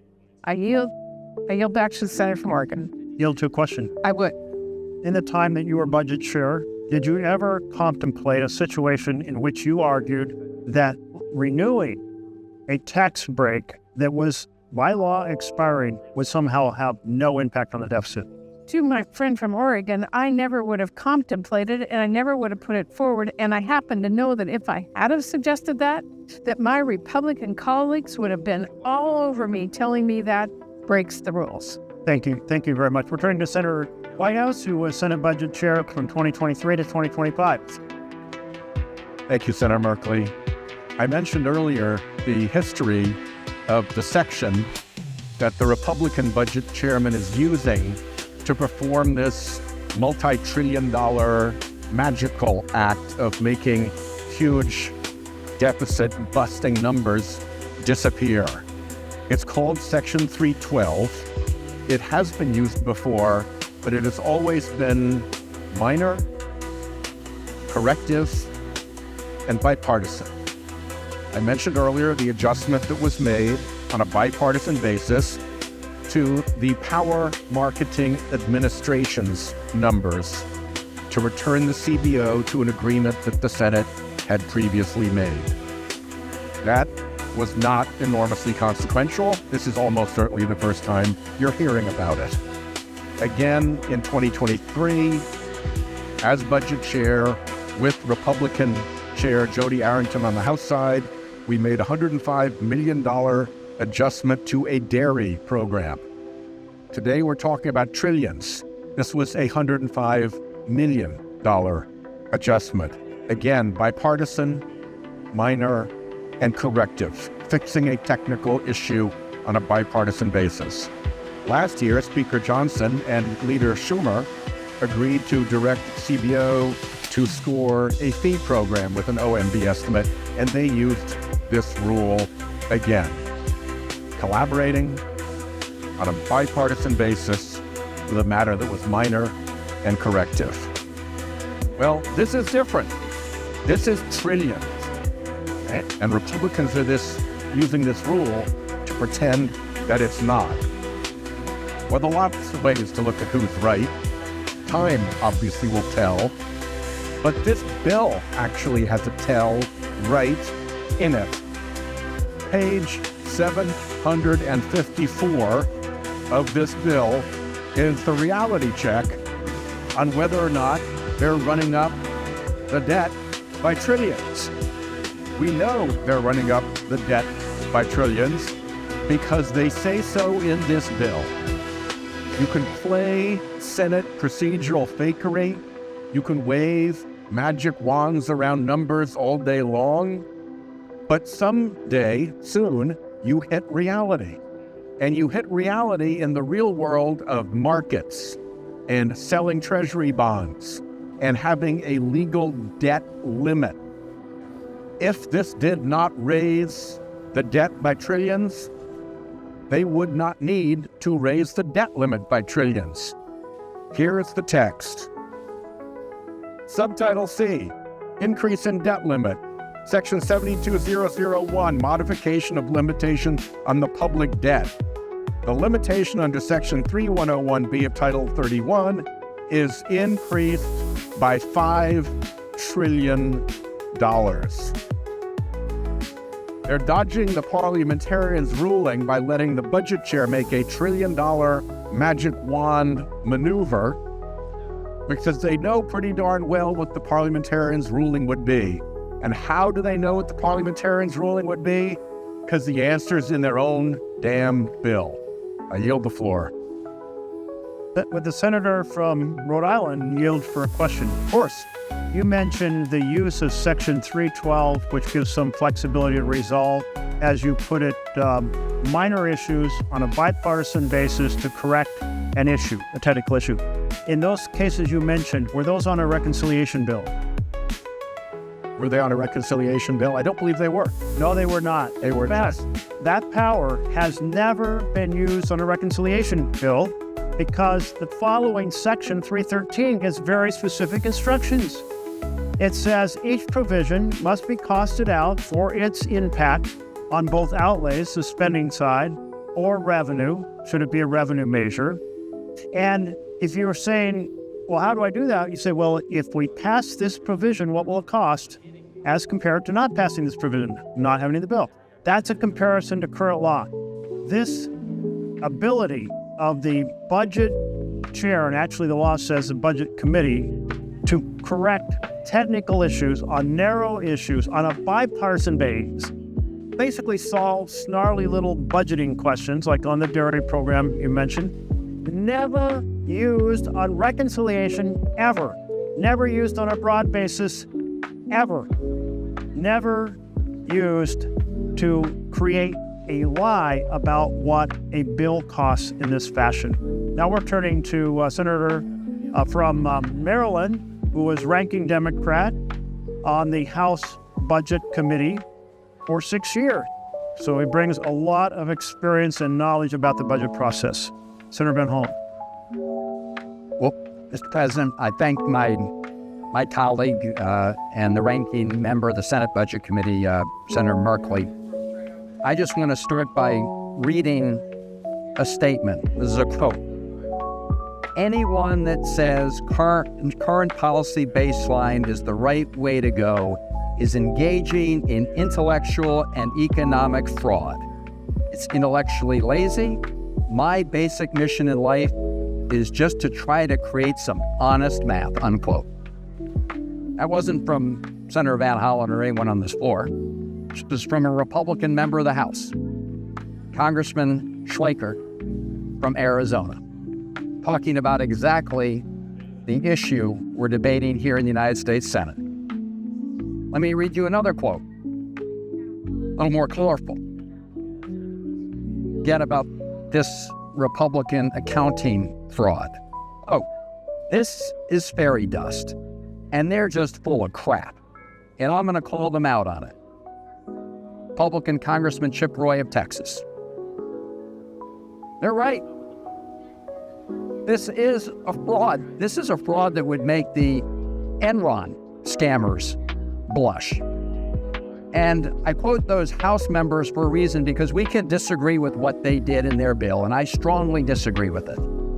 But at least they used honest math, and at least they used the math that is required by the rules here in the Senate. The honest math that Republicans here in the Senate want to dodge, because it will both tell the American people just how big the deficits are, but also because it will screw up their whole entire plan. Just so people listening have some sense of how these Senate numbers are designed to disguise the real impact of their deficits. Look at, for example, the basic individual tax rates in the House bill. When they extended those tax rates from the Trump 2017 bill, it costs $2.2 trillion under what we call the current law baseline, which is the reality baseline, because that's what it will cost when you understand that they sunset at the end of this year, and that's what it'll cost to renew them. So under honest accounting, it's $2.2 trillion. Under the Senate fraudulent accounting, that $2.2 trillion deficit miraculously becomes an $83 billion deficit. Let's look at the House permanent extension of key deductions for businesses. That would cost honest accounting $821 billion. Under the Senate accounting scam, $6 billion. So what we're seeing here is this blatant, deliberate effort to mislead the American people about the true costs of this bill, about the deficit impacts of this bill, about how it will impact the debt. And we all know that when the debt goes up and we have to put more of our costs on Uncle Sam's credit card, it puts upward pressure on interest rates. That means Americans will pay higher interest rates on their mortgages, on their car loans, and everything else. So when you try to hide the deficit impact, you really are trying to fool the American people, and we're here to blow the whistle. Now, I just want to show our colleagues something that was put together by the Committee for a Responsible Budget. And if you look at the blue, you can see for each year, starting this year, 2025, 2006, the blue is what Senate Republicans claim their bill will add to the deficit. The red is how much more it will actually add to the deficit. So at the end of this 10-year period, what you see is Senate Republicans are claiming that their bill will add $441 billion, which is still a big number, but the real number when you do honest accounting, when you add up all of these, it's $4.2 trillion, a much bigger number. Now, I do want to point something out on this chart. I think everybody watching should understand it. If you look at these orange parts, these are the additional deficits from tax cuts. Starting here in year 2029, 2030, you'll see that they actually do start going down. Why is that? It's because the tax cut that President Trump promised for no tax on tips, they phased those out.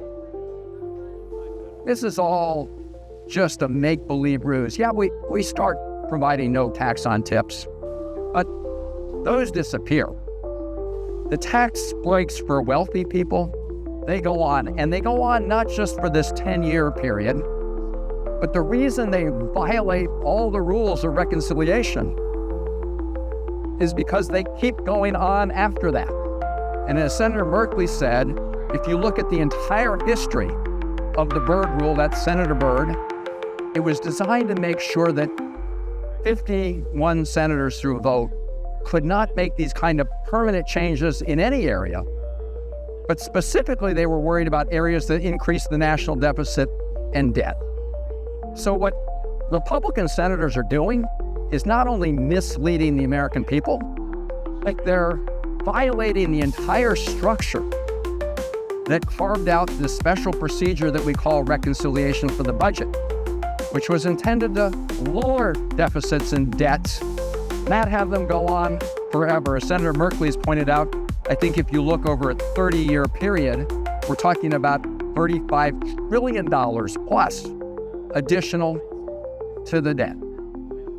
And Republicans want to hide that from the American people. That is budget fraud, pure and simple, and it is a violation of the rules of the United States Senate, this whole special structure that was created not to blow bigger holes in the debt and deficits, but to actually try to constrain them. So shame on everybody who's part of this fraud on the American people.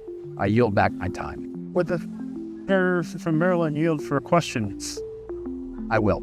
I found it very interesting that you pointed out that these tax provisions for the middle class, no tax on tips, is phased out, and no tax on overtime is phased out. And what you're saying, I believe, is that when they put into this bill that a tax break is ending, they're saying that it doesn't cost any more in the following years. Right. So they are certainly saying that their current policy baseline that they want us to make believe about would say that this wouldn't cost them. In other words, if they extended this, it wouldn't cost anything. It is interesting to note, not only does that expose the fraud behind the current policy baseline, but they made a very deliberate choice.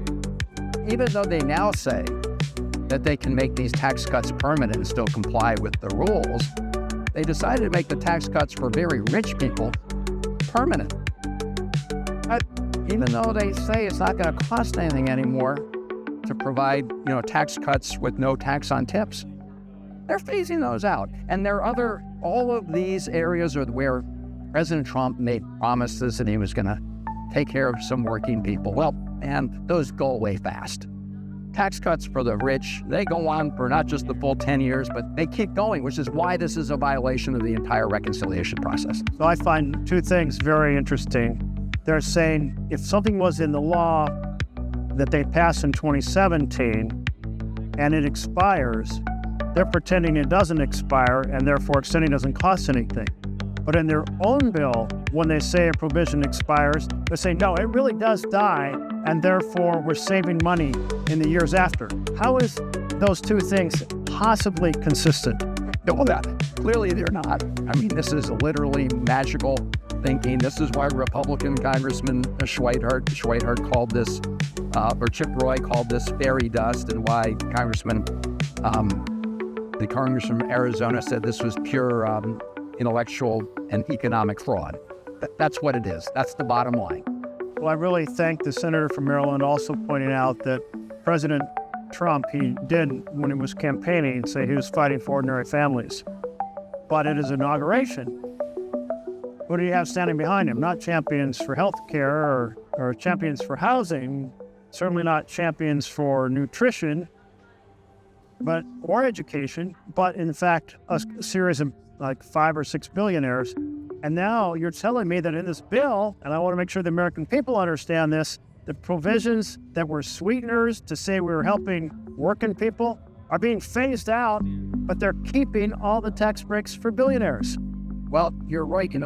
It was right down this hall, actually, that President Trump was sworn in, and he said it was going to be a new golden age for working people.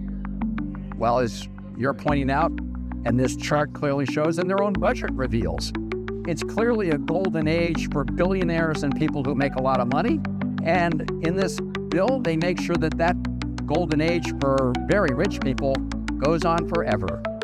They had a few little crumbs that they were throwing for a little while, we can see, to others, but just for a little while and just small amounts compared to the golden age for the billionaires. Well, I must say my impression is, and I hope you'll correct me if I'm wrong, is that the Republicans are embarrassed by the fact that they're proposing a bill that creates over $3 trillion in debt in 10 years and over $30 trillion over 30 years, and that the vast bulk of it goes to billionaires.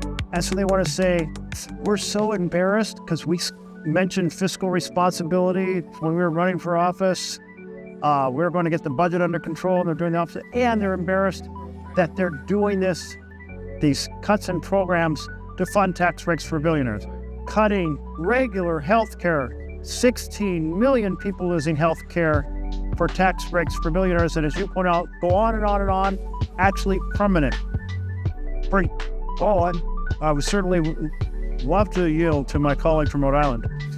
When I was budget chairman and we were trying to focus, for instance, on the impending economic nightmare coming our way through climate-caused property insurance failures, what I would get is nonstop regular lectures from Republicans on the Budget Committee about how we had to take responsibility for the deficit, we had to reduce the debt, nothing else mattered as much, it was absolutely vital. And now, of course, we see that at their very first shot, with the power to do anything through their majority and using reconciliation, they're raising the debt. They're raising the deficit, and not by little, but by trillions. And I'm wondering if in your time as chairman, or perhaps in Senator Murray's time on the committee, or perhaps in Senator Van Hollen's time over on the House committee, you were favored with such constant lecturing by Republicans about the debt and the deficit, and how credible that all seems right now. I'll yield to Senator Murray. Thank the senator for his question, because it's just stunning to me that the vast majority of debate, in fact, all the debate that came from Republicans at the time I was chair of the Budget Committee trying to put forward a smart budget for the United States of America, the only thing they talked about was debt and deficit. The only challenge they made to us was debt and deficit. The only time we tried to do anything for childcare, for healthcare, they threw the debt at us. So it is pretty stunning to me that now that they need to raise the debt for giving tax breaks to the very rich people who stood behind the president at his inauguration, that they play with the numbers and pretend it's not real, and a trillion all of a sudden becomes zero, and I'm using some rule you've never heard of to try and pretend that this isn't real. It's fairy dust. I just want to say, to answer the question from the senator from Rhode Island and pick up on what my colleagues have said, that when I was the senior Democrat, the ranking member on the House Budget Committee, Paul Ryan was the chairman of the committee. And look, we disagreed on many things. We agreed on many things. We both agreed that we should get our deficits and debt under control. We had different ideas on how to do it. He wanted to privatize Medicare. We wanted to close tax breaks for the rich. We want to close tax breaks for the rich. But the reality is that the holy grail, the only guiding North Star for Republicans at that time was we've got to bring down deficits and debt. This is not that Republican Party, not in any way, shape, or form. They clearly don't give a damn. In fact, they are worried, as we can see, that the American people still care, which is why they want to engage in this fraudulent scheme. But I'll just close on this. I remember one of those years, I believe it was the 2012 Republican convention. They even put up a debt clock. They put up a debt clock at the convention. I can't find it. Right? I'm looking under my desk for the debt clock here because Republicans seem to have hidden it away forever. They want to wish it away. That's what they're telling us. But the bill actually is required to raise the debt limit by $5 trillion. So in reality, there's a huge hit to our debt, huge additions to our deficit, and it makes me a little bit frustrated to think back to all those lectures that I had to receive as budget chairman, which the senator from Maryland witnessed as a longtime member of the Senate Budget Committee, which the ranking member witnessed in his time on the Budget Committee, and which Senator Murray experienced when she chaired the Budget Committee. We have been lectured to death by our colleagues, and at the very first instance, when they had the power to do something about it, they went 180 the other direction and are cranking the national debt in order to give big benefits to the rich people who fund their campaigns. Senator, for a question, and I know we need to move on here. I just want to add one thing. It's not just that it's going to be debt. It's the cost to families because this debt they are putting in place. I would ask the chair of the Budget Committee now, as he knows as I do. People's houses are going to cost more because their mortgage interest rates are going to go up. Their cars' interest rates are going to go up. This is not just magic numbers sitting out there pretending they're not big. Real families are going to feel the cost of this debt and this deficit. I really appreciate that point from my colleague from Washington State, because in this bill, it creates so much necessitated borrowing that CBO estimates that borrowing will cause interest rates to go up. And when interest rates go up for the Treasury, it goes up on your car loan, on your adjustable rate, a mortgage on your house, and just in general. These are costs that are borne by ordinary families. And I find it very interesting because the Republicans were demanding what they called the dynamic score, saying, well, won't these cuts produce such a great economy that it will kind of lift all boats and produce more revenue, and maybe the deficit won't be as bad. Here's what Congressional Budget Office found. Again, that's the nonpartisan, honest broker number. They found that because of the interest rates rising as a result of this massive sea of red ink that necessitates massive borrowing, that in fact, those rising interest rates will hurt the economy. So there's no dynamic score that produces, oh, well, it isn't so bad after all. No, it's the opposite. And in fact, that dynamic argument has always been wrong. And we are looking at the folks who lectured, my colleague from Rhode Island. I sat through many of those lectures as well. And I went, in my head, wait a minute, aren't these folks who did the massive ocean of red ink in the 2001 Bush tax bill? Aren't these the same folks that produced a massive ocean of ink in another tax bill 2 years later? Aren't the same ones that in 2017 did a massive ocean of red ink, and now they're doing it again? How could they possibly be putting themselves forward as deficit hawks or debt hawks? Not to mention that they cheered on two adventures that were a huge tragedy for the United States of America, trying to occupy Afghanistan and going to war in Iraq, which together added $8 trillion to our debt. And if you take a look at this chart, every time there is a Republican administration The last deficit while they're in office compared to their first deficit goes up. For Clinton, it went down. That's fiscal responsibility. For George W. Bush, first term, it went up. For Obama, it went down. In other words, the Democratic presidents, time after time after time, Clinton, Obama, Biden, they reduced the deficits while they were in office. And the Republican presidents, while they were in office, every single time increased the deficits.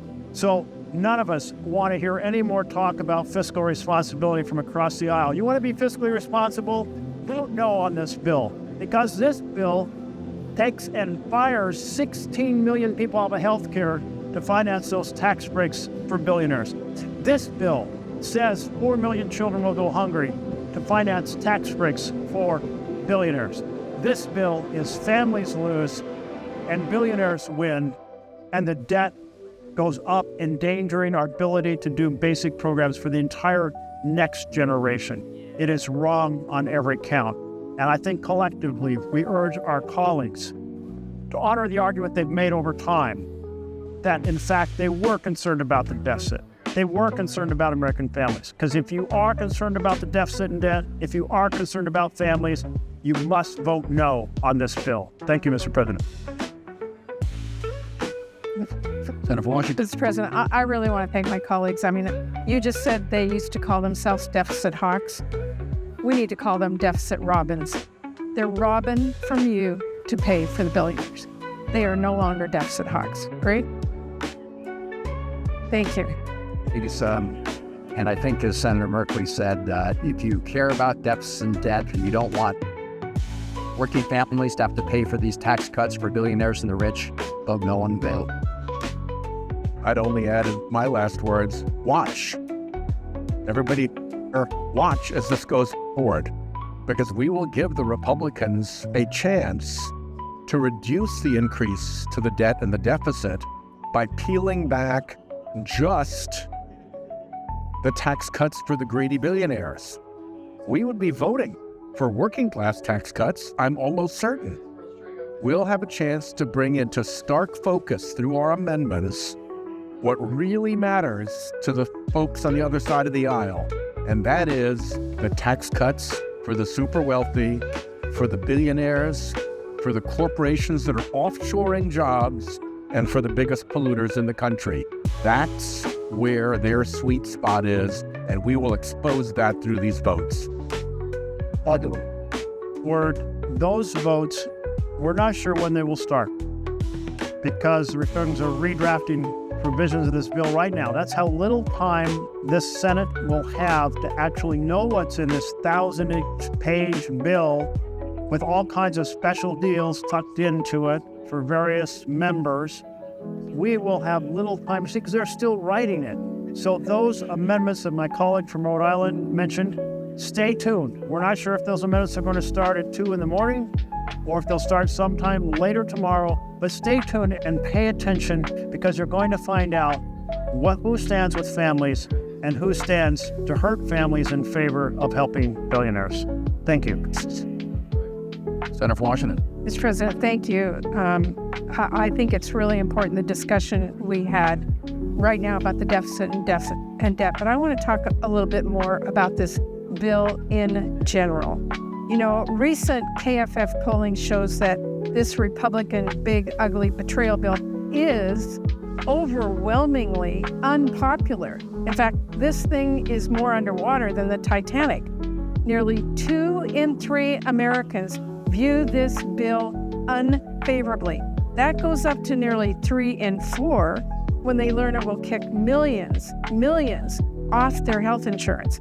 And it goes up to nearly 4 in 5 when they learn it will choke off funding to their local hospital. In other words, the more the American people hear about what is actually in this big, ugly betrayal bill, the more they dislike it. So with that in mind, I want to be here today to say a little bit more about what is in the Republicans' latest version. Spoiler alert, it is still big, it is still ugly, and it is an absolute betrayal of the people who sent us here to fight for them.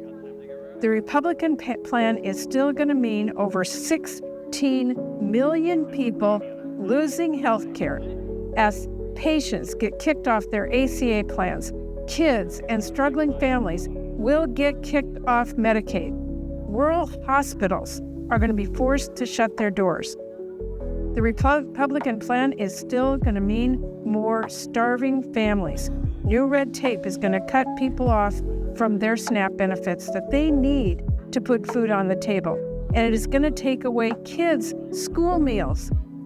The Republican plan still rips away support from the people in this country who are struggling the most to give away billions in tax breaks to billionaires who need help the least. In short, this latest version of Republicans' bill would still be one of the biggest transfers of wealth from the people at the bottom to the people at the top in our nation's history.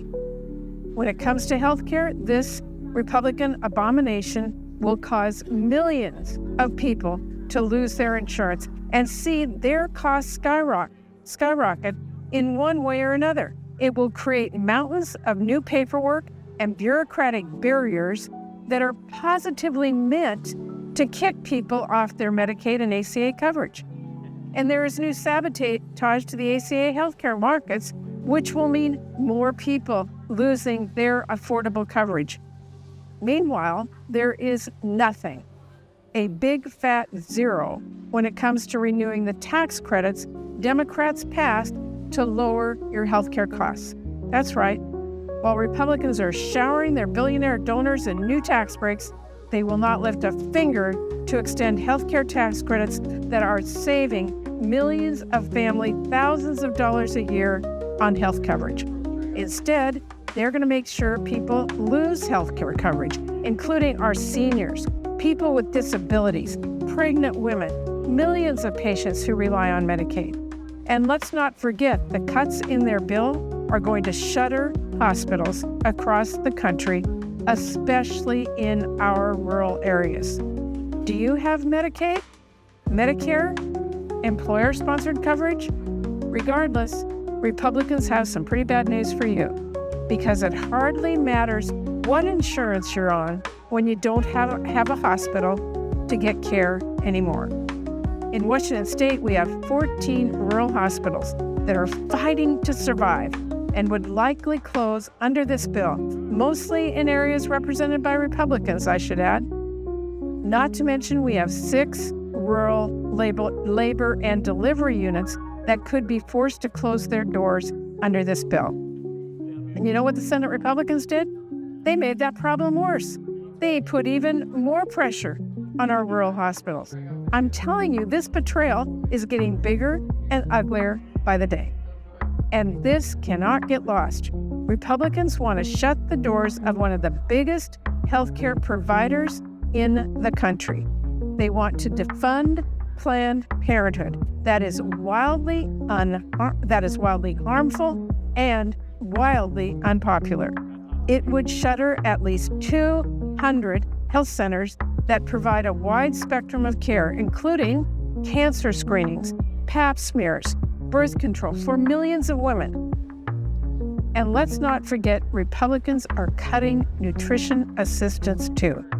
This big, ugly betrayal would make one of the biggest cuts to SNAP in history.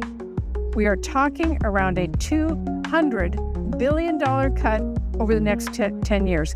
Now, it should be obvious, but that would be devastating for our country and for our kids' future.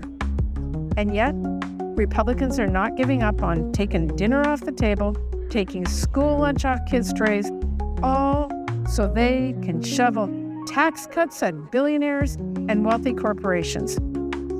And it is worth underscoring the new red tape in their bill is even targeted at some of our most vulnerable families, because it expands work requirements to apply to seniors and parents with kids in school.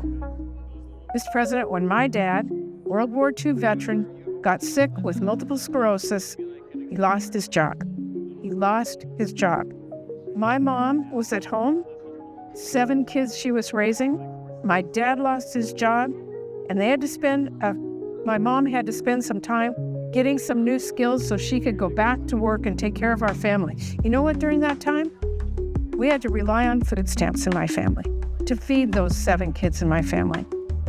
But under this Republican bill today, because neither of my parents had a job during those few months, my family would not be eligible for SNAP benefits. We would not have even gotten food on our table at the worst time in my family's life. This is wrong. Thanks to those food stamps, my family did get through that rough patch, and all 7 of us kids grew up to give back to our communities. Whether it's a firefighter or middle school teacher, or even here as a United States Senator. So I can't emphasize enough. Republicans want to cut families from SNAP and Medicaid, programs that give people a hand up in hard times. Why? So they can give an enormous handout to the richest people and biggest companies in our country. Oh, and at the same time, they're making it harder to afford groceries and healthcare. I should mention, they are also gutting energy investments in a completely chaotic way that is all but guaranteed to drive away jobs and drive up energy costs for all of American families. And at the same time, in this bill, they're giving billionaires billions of dollars. Republicans are going to give students the short end of the stick. This big mess of a bill would tear away programs and protections that make it possible for many students to pursue a higher education. It eliminates Grad Plus loans. It cuts families off from Parent Plus loans. It punishes students who go into public service or a medical residency, and more. Meanwhile, they are tearing down the guardrails from gutting regulations that protect students whose universities commit fraud, to opening a Pandora's box for Pell Grants with a new loophole that will let low-quality programs suck up our taxpayer dollars. These changes are especially going to hurt students from low-income families and first-generation college students and our veterans. Some of them will have no way to go to college when Republicans take their support away. Some will be driven into predatory private loans they can't afford. And some will get lured into low-quality programs that take their money, waste taxpayer dollars, and leave the student worse off. And if that wasn't enough, if the Secretary of Education wanted to try and stop this kind of fraud and protect students, Republicans will leave them at about as much authority as a school hall monitor. Because in this bill, Republicans prevent any Secretary of Education from making regulations that carry added benefits for borrowers. And it hardly matters if that is a good impact, like saving students money, protecting taxpayer dollars from fraud, or making higher education more accessible. Republicans are going to make problems worse and make fixing them even harder. Students in this country should be outraged. And I want to be perfectly clear about something. If Republicans charge ahead with this big, awful mess, which they seem intent on doing, they can kiss any last shred of credibility goodbye, as we just talked about, when it comes to pretending they care about balancing the budget or addressing the national debt. The idea was already laughable. For the entirety of the 21st century, the biggest driver of the national debt has been tax cuts that Republicans championed. But now, as we just talked about, they want to put at least $4 trillion, that is trillions with a T, on the national credit card. Why? So they can shower the richest people on the planet with more money. And then they're pretending all the math works and it's kind of easy peasy. If they can do it if they kick people off health care or take enough meals away from kids or close enough hospitals, or better still, use some absurd accounting gimmick to pretend that billions of dollars in new tax cuts for their billionaire donors actually just don't cost anything. Well, I've got some bad news for Republicans. Your math is terrible, and so is this bill. This thing is very expensive, and you don't have to take my word for it. Ask the nonpartisan Congressional Budget Office, which just said The latest version of this bill will add 4 trillion to the debt with just over the next 10 years. If Republicans want to ignore them, you can also ask the fiscal hawks at the Committee for a Responsible Federal Budget. They calculate that the House bill adds $5 trillion to our debt when you include interest payments and the cost of making temporary provisions in this bill permanent. And we are told the Senate bill is even less fiscally responsible. Everyone agrees this thing is not beautiful, but it is recklessly big, and it won't just increase the debt, it will blow it up. Mr. President, this may very well be the most expensive bill in history. I say may because Republicans are still planning changes. We have not yet gotten the final bill. They already cut out even more taxes for multinational corporations. SNAP benefits, they're still on the chopping block. Healthcare, still on the chopping block. In fact, they want to cut Medicaid even more painfully. We may not know how expensive the Republicans will be in the end, but we know who is paying for it. Paying for it is you, working families. And it is important for people to know, as bad as this bill is, Republicans were trying to make it even worse. Now, Democrats have been fighting them every step of the way, and we have notched a few important wins by challenging every single provision we possibly could under the Senate rules. So I want to talk about some of the things Democrats were successful in getting out. Because if Republicans had their way, not only would this bill take away more food from our struggling families or shutter even more hospitals and kick even more people off their health insurance, it would have also sold off all of our public lands. And if instead of just slashing CFPB funding, it would have completely shuttered the doors of a very important federal watchdog that protects Americans from getting scammed. If Republicans had their way, this bill would make it easier to buy gun silencers, harder to get your earned income tax credit or pay off your student loan, and effectively impossible to get insurance plans on the marketplace that cover abortion care. If Republicans had their way, this bill would have also given Trump more power to deny funding to our constituents on a whim and less power for the courts to stop him. We're talking about a whole smorgasbord of really awful, unpopular ideas and policies that would have hurt our families and weakened our democracy. Ideas that were this close to making it into this bill. But Republicans did not have their way. Democrats have been fighting back at every single step.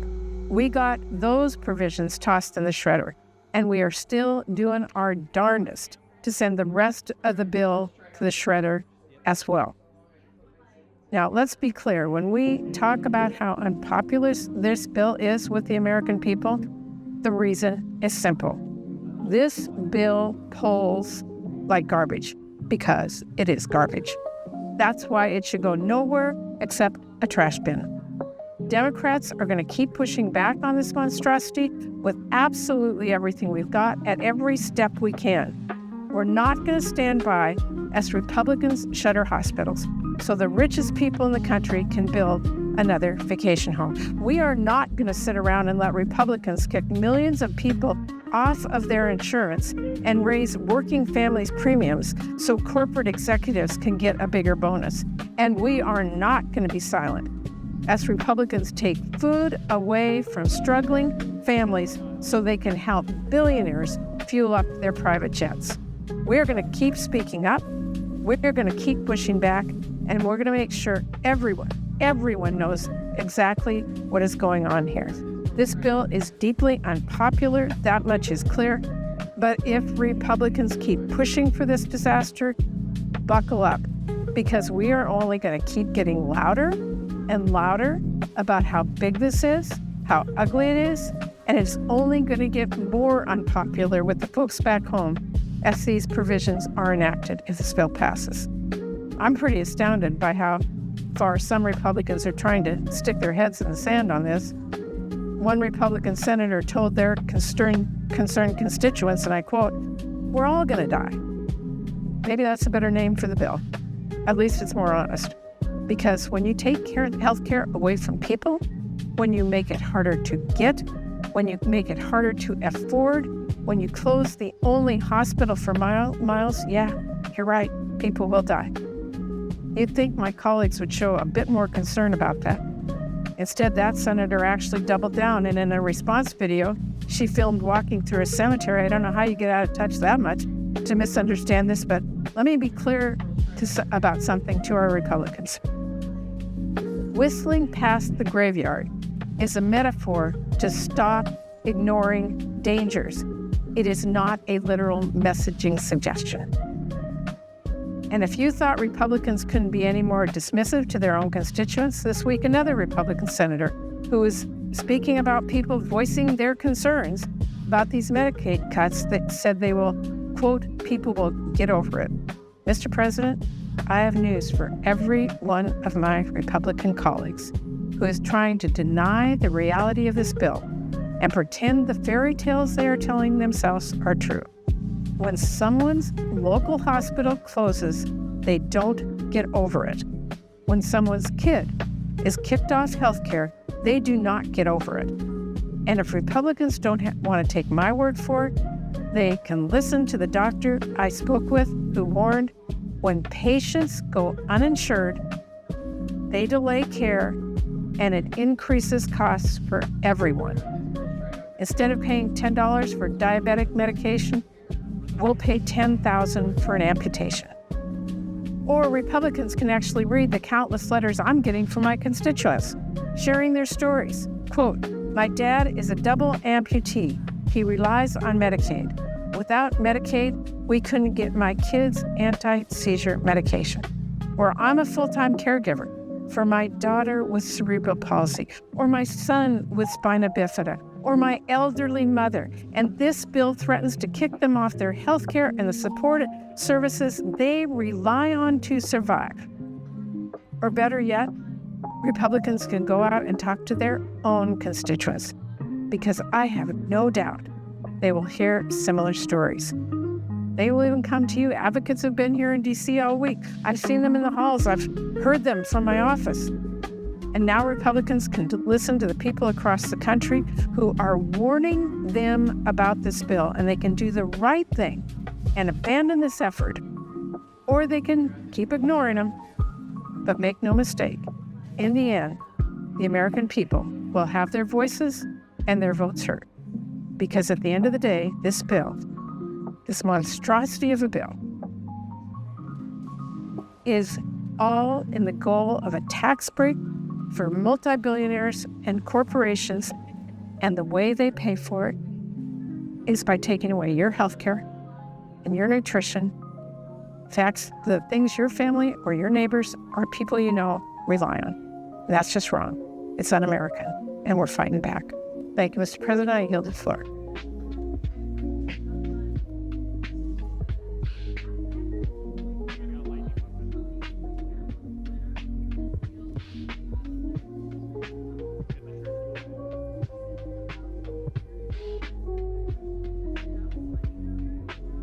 Mr. President, Senator from Rhode Island. thank you, Mr. President.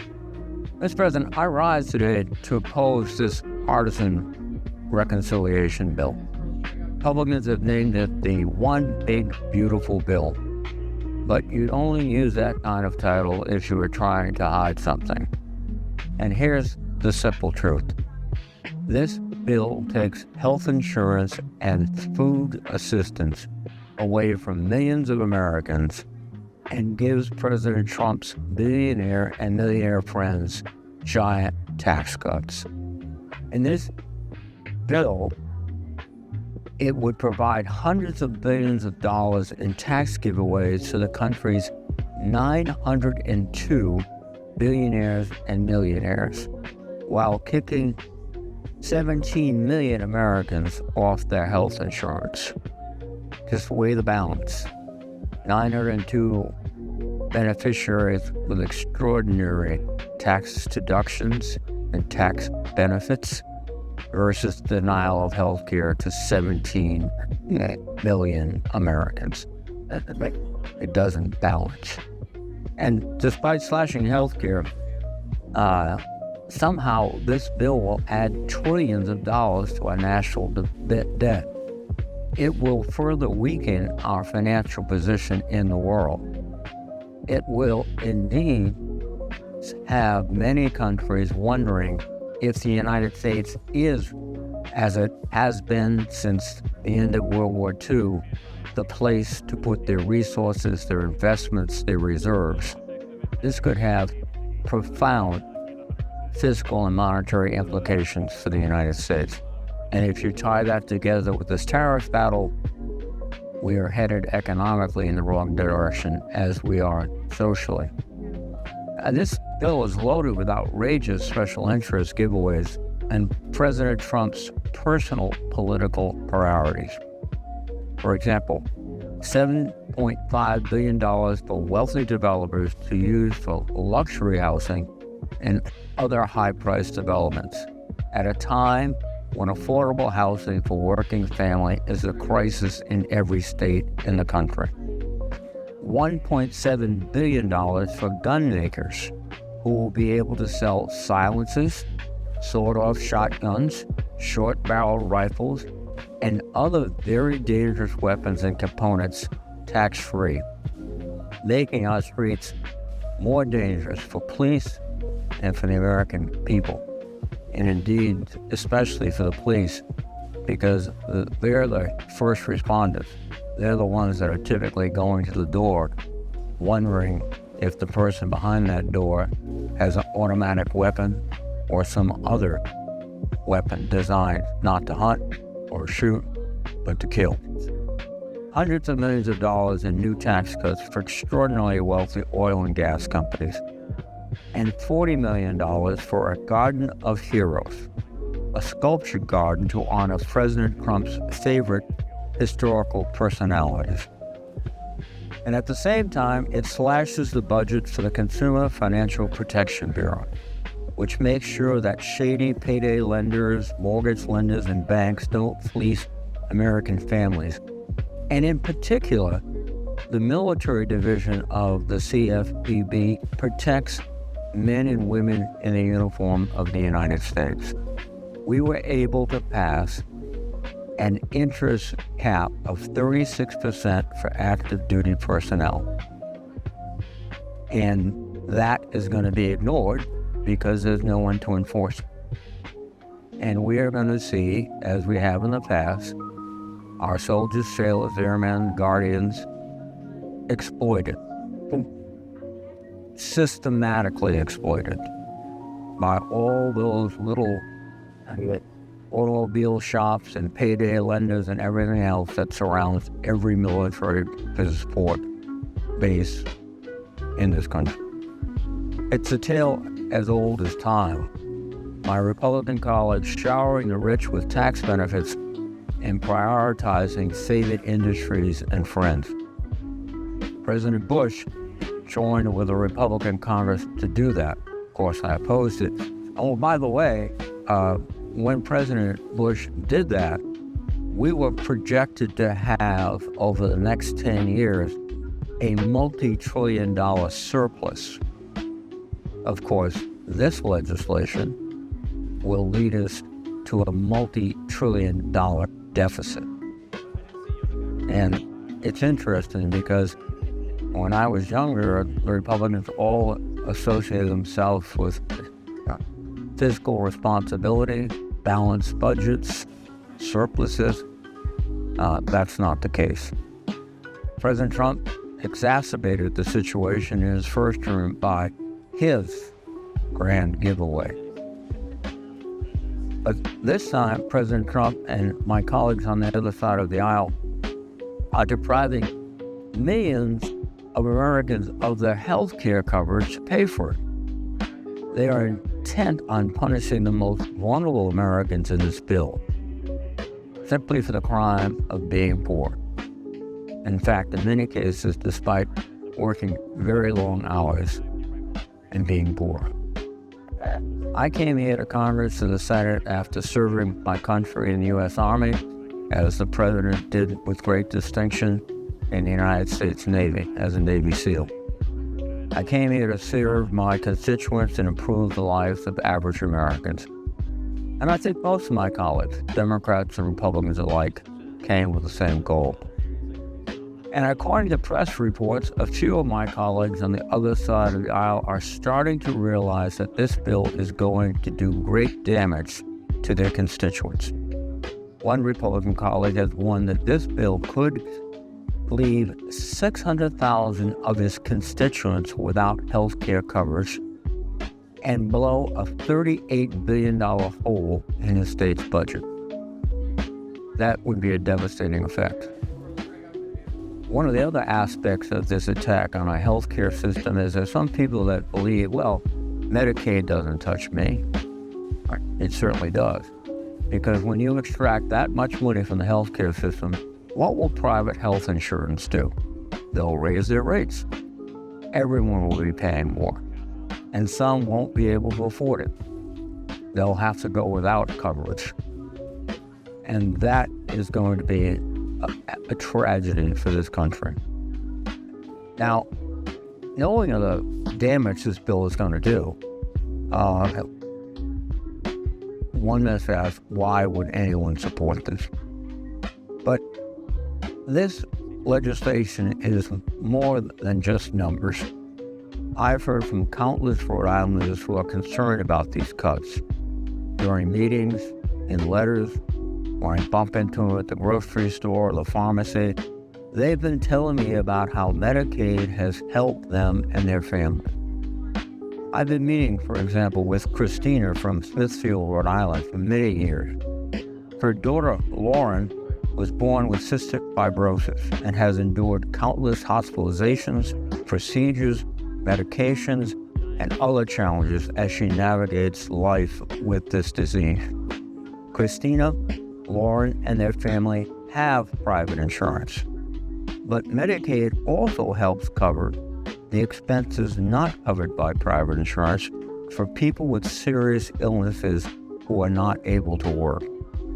When President Trump and congressional Republicans began proposing these cuts to Medicaid, Christina told me, Lauren was born with CF, a rare genetic progressive disease which affects her lungs, GI, and endocrine system. I had no idea we carried this gene. When Lauren was born, she spent a month in the hospital. We almost lost her. When she was 5, she contracted a germ that put her in the hospital for a month and almost killed her. Her lung function fell to 70%. At 13, I thought she was going to die. Her hospital stays were every 3 months for 2 weeks with IV treatments. Her lung function fell to 30%. With one of the medicines for CF, she was able to finally get her lung function back to 65% at 23 years old. She still suffers every day. Just trying to breathe is difficult. If she catches the common cold, you can put her in the hospital. She has had a hard time keeping weight on, and her GI is a disaster. She spent hours in the bathroom. She developed CF-related diabetes, which always puts her in danger. Every day is rigorous treatments and medications just to stay alive. It is with the help of the NIH and the FDA that she is still alive. Please do not make these cuts.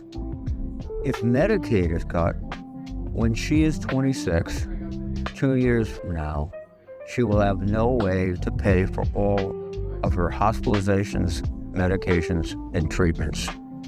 Few could afford to keep her alive. It is this simple. Without Medicaid, she will die. We need your help. Carolina from Central Falls, Rhode Island, shared similar concerns for her daughter. My daughter has special needs, and we rely on Medicaid for her needs. Not having Medicaid would create a sinkhole for us. People with profound autism need lifetime, 24/7 care. As you consider budget cuts, it is important to me as your constituent that you work to ensure that this vulnerable population has access to the critical supports that it needs to survive. I will be looking to you for your courage and leadership. Indeed, and now we're looking across the aisle for courage and leadership to reject this flawed bill.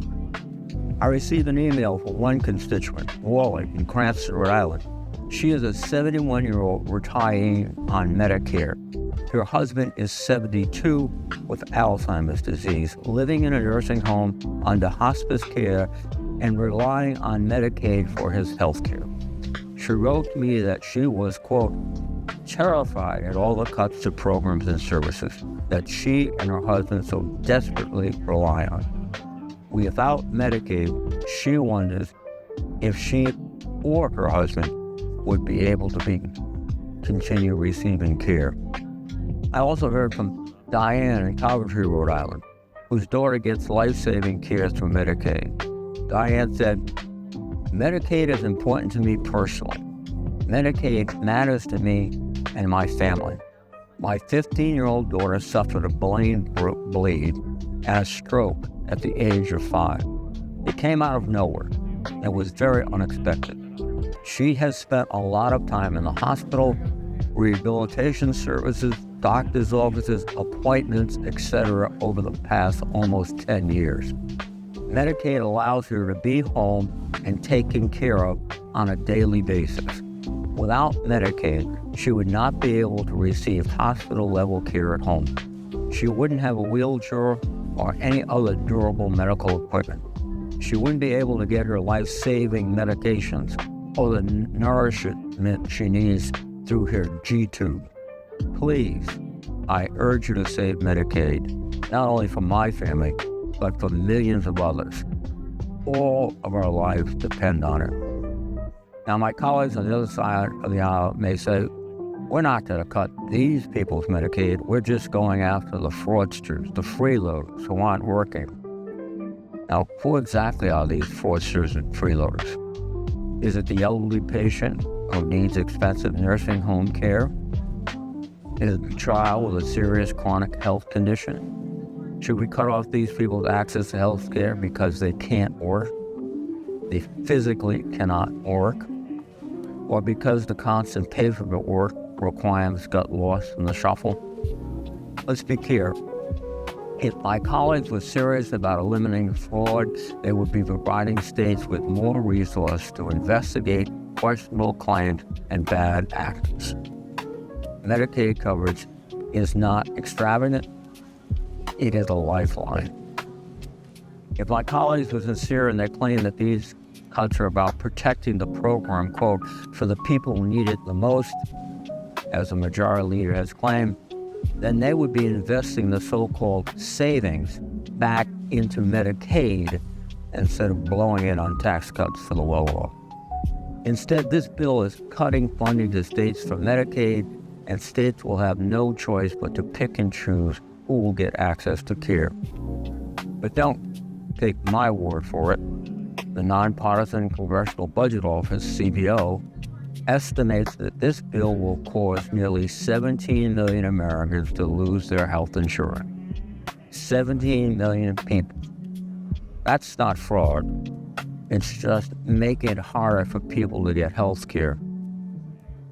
On top of that, even if you're one of the lucky ones who gets to keep your Medicaid, will you still be able to get it? No. Nursing homes rely on Medicaid. More than 6 in 10 nursing home residents in Rhode Island are on Medicaid. As Medicaid funding is cut, what will nursing homes do? I imagine some will have to close their doors or dramatically reduce the number of beds. So you could be one of these fairly well-to-do Rhode Islanders trying to get mom in the Medicaid home, and the nursing home, I should say, and you're willing to pay, but if it's closed, or there's only 5 beds where there used to be 20, she's going to be where, in my generation, grandparents were, in the living room, in a hospital bed, being cared for, in those days, typically by your mother. So this approach to Medicaid is going to touch every aspect of American life. And the same can be said about the community health care centers. Medicaid makes up a huge portion of the operating budget for community health centers, which provide primary, dental, and behavioral care to more than 200,000 Rhode Islanders. That's roughly 1 in 5 Rhode Islanders. It's hard enough to find a doctor now. It will only get harder if a community health center closes its doors and thousands of patients don't have a doctor anymore. And where do all those patients end up when they can't get routine care? The emergency room. That means there will be lines out the door, and if you have a serious health event and need to get in, you better get used to waiting a long time. This is not how a health system is supposed to run. And in Rhode Island, our health system is already on the brink. People are just getting by. People are waiting in the hallways of ERs for a bed upstairs. People are spending days on the phone trying to find a doctor. We should be making these things better, not worse. But again, Republicans' main priority seems not the physical or financial health of everyday Americans. It is providing massive tax cuts to President Trump's billionaire and millionaire friends. There's certainly nothing wrong with being successful, and there's nothing wrong with wealth. That's something that has been part of the American dream since our beginning. But what it requires is opportunity. And one of the fundamental opportunities it requires is good health and good education. And what this bill will do is destroy our healthcare system and force the states to make dramatic cuts to the education system. We are shutting down opportunity in America while we enrich the wealthy elite. The American dream, as I believe it, is about the middle class and a government that's focused on them, not taking $1 trillion from Medicaid so Republicans can gift to those who've already benefited from many other gifts. Mr. President, let's put the enormity of this transfer to the wealthy in perspective. There are about 128 million households in America. Yet somehow this bill gives the top 0.1% of households a $250,000 tax cut, a giveaway that's over 3 times larger than what the median American household makes in a year. When confronted with this point, Republicans consistently try to hide the ball.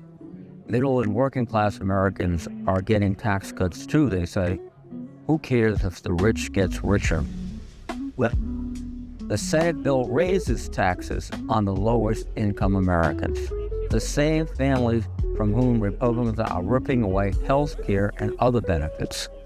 While we are voting on this bill without a full analysis of its impact on households, the Congressional Budget Office found that the House-passed version would take around $1,600 away from these lowest income households each year, after accounting for tax changes and benefit cuts. And it's not just low-income Americans.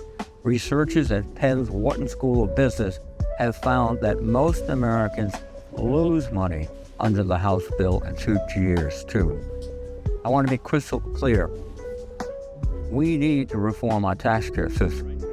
We need to make it fairer for working Americans, not just for the ultra-wealthy. We hear from people so often that government is broken. They're right. Our tax system is unfair and needs reform. But giving the top 0.1% of Americans an extra $250,000 every year is not fixing the government. It's just adding to the sense of unfairness and brokenness that so many citizens feel. We can do a bipartisan tax bill that is both fully paid for and that helps average Americans. In fact, we almost did that last summer when the House passed the tax bill 357 to 70 that would have extended the child tax credit, and reinstated tax cuts for businesses without increasing the deficit. 48 bipartisan senators voted for that bill in this very chamber, but it was blocked because Republican leaders wanted to pass something like this bill before us today. My Republican colleagues have drafted a bill that is neither paid for nor helps most Americans. Worst of all, they have chosen to take from the poor and the middle class and the working class to give to billionaires. This bill is very bad policy. It's almost un-American if you believe that the essence of America, as expressed by one of our greatest presidents, Abraham Lincoln, was to give every person a fair chance in the race of life. This bill denies that chance to millions and millions of Americans while enhancing and filling the pockets of the wealthiest. And I oppose it. I yield the floor. Mr. President. Good. Thank you. I'm honored to follow my colleague, Senator Reid, and he is absolutely right that this bill is almost un-American. In fact, I would say it is un-American because it is so destructive to the middle class, to healthcare, to education, to basic fairness and decency in our great country, the greatest country in the history of the world.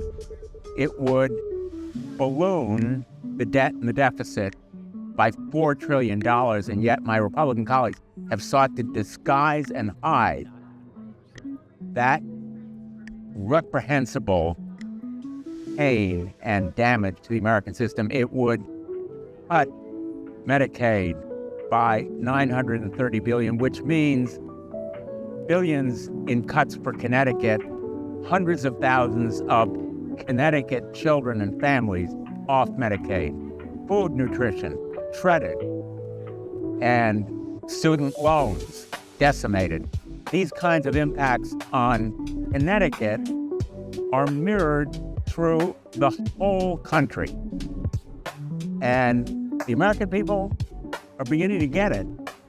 That's why this bill, the so-called One Big Beautiful Bill, is so deeply unpopular, in fact, by 2-to-1 majority. And I want to talk not only about Connecticut, but two of the states that are represented by colleagues here. They are so-called red states. But make no mistake, this bill is seismically catastrophic, not just for Connecticut, but for the whole country and for Louisiana, where this measure, if it's passed, will mean that my colleagues from Louisiana are voting to kick roughly 250,000 people in their state off health insurance. They will be voting for a bill that could close 33 rural hospitals in their state alone and cost their state's healthcare providers $588 million for services that newly insured patients simply will not be able to pay back. Their state program would lose $4 billion. That's Louisiana alone in funding. These numbers are staggering.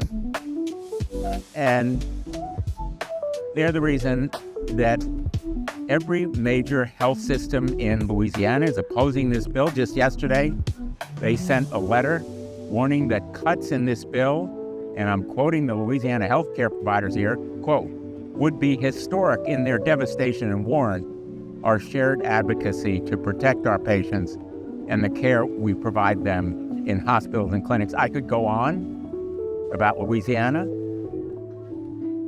I'm going to abbreviate my remarks and put my full statement in the record if there's no objection, Mr. President. Without objection. But this bill also reduces SNAP benefits for 206,000 Louisianans. It eliminates the benefit entirely for 94,000 of them. I want to see my colleagues from Louisiana go home and face their constituents, having cut the legs from SNAP and Medicaid programs and many other benefits. And in Utah, same tragic scenario unfolding in a state where 337,000 children and adults depend on Medicaid. Nearly half of all children in Utah are covered by Medicaid. 59% of nursing home residents. 60,000 people living in rural Utah communities covered by Medicaid. If this bill passes, at least 180,000 Utahns will lose health care coverage, and Utah's uninsured rate will increase by a staggering 67%. If this bill passes, 31,000 of the people in Utah could see their benefits slashed, and 13,000 would risk losing their benefits entirely. Now, I just want to say in conclusion, these numbers for Connecticut, for Louisiana, for Utah, for the state of Washington, where my wonderful colleague, Senator Cantwell, will be talking shortly, they're not just numbers. They are faces. They are lives. They're children who are just beginning to be American. And their productivity, their contributions back to America will be hamstrung. Their lives will be financially handicapped. And health-wise, they will be impaired as a result of these irresponsible and reprehensible cuts. I couldn't be angrier about these kinds of cuts in programs done only so that the ultra-wealthy will receive tax cuts. I'm willing to bet that a lot of those billionaires and millionaires would forego those tax benefits if they understood the consequences. But my Republican colleagues who are in disarray at this moment, they can't come together on a program because they know how abhorrent its effects would be on their states, ought to listen to the people of America, not the ultra-wealthy. And the people are speaking in the polls, they're speaking through their elected representatives, and they are speaking because their conscience simply won't let them support a bill that does such abhorrent damage to the American middle class, the American way of life, American values. And I'm proud to stand here. I wish we weren't here going all night into Monday morning, but I'm proud to stand here with my colleagues. And I just wish my Republican colleagues were on the same side of these issues, because they're going to go home and they'll have to face the children and families who will be hurt so deeply by this bill. Thank you, Mr. President. I yield the floor. Mr. President. Senator from Washington. Mr. President, I rise to ask my colleagues to turn down this legislation in front of us, to reject it, and instead work together on fiscal policy that would help us by growing our economy more successfully and not devastating our constituents. Before I start, I want to thank the presiding officer for speaking up about not selling public lands. I very much appreciate his voice in that debate, and it's critical that we were able to successfully get that out of this legislation. I want to work across the aisle to talk about these policies so that we can move our country forward in a competitive fashion. But I'm afraid that what we have in front of us is not the answer to what will make America competitive, particularly at a time when we are putting tariffs on American imported products, when we are basically getting into a trade war, and when we are devastating what I think is the underpinning of the economy of today, that is an information age, innovation economy. And here we are devastating all of our investments in NIH and NSF and in the competitiveness that we just implemented in the IRA and the CHIPS and Science Act that is making us the envy of countries around the world for innovation. We do have great capital markets, and those capital markets help us innovate. And I think some of my colleagues think, well, we have a promise to families here to give them a tax break, and while many of us would support that, you are asking us also to give tax breaks to big corporations before they can get their tax break. And that we don't like. We don't like it because it raises the cost on everybody, and that cost for middle class and lower income people will be devastating, particularly at a time when we continue with this tariff policy. This bill would make the entire healthcare system less responsive and more expensive for everyone by dismantling Medicaid and shifting more of the cost burden onto states and threatening the very existence of rural hospital. This bill also sells spectrum out from under our national defense and safety agencies and forces states to choose between protecting their citizens from dangerous AI or providing broadband service. And it just gives away big breaks to companies like Meta, that's Facebook, or Google, who I'm sure at this point in time don't really need that additional tax break. Clearly, though, the most egregious and certainly most destructive part of the bill of this reconciliation is the changes to healthcare. The fact that 17 million people will be uninsured and raise the cost on everyone. This is from the Congressional Budget Office. We don't need to be raising healthcare costs on our constituents. The CBO analysis revealed that hasty negotiated updates by Republicans discussed on behind closed doors early Saturday morning added that $130 billion in Medicaid cuts to the bill. That's a whopping $930 billion in total Medicaid cuts. That is how CBO got to this number of 17 million people. The challenge is nobody marked up a bill in committee. Nobody even had a hearing where somebody presented this information. No, this is all being changed on a daily basis, and everybody's trying to catch up. But what we're really trying to do is fight for our constituents and make sure that we know the impacts. The impacts of these 17 million people will be severe cuts felt in every corner of the United States. State governments will be the first to feel this tsunami of cuts. And unlike the federal government, they must balance their budget, so they can't borrow the money to make up for the deficit.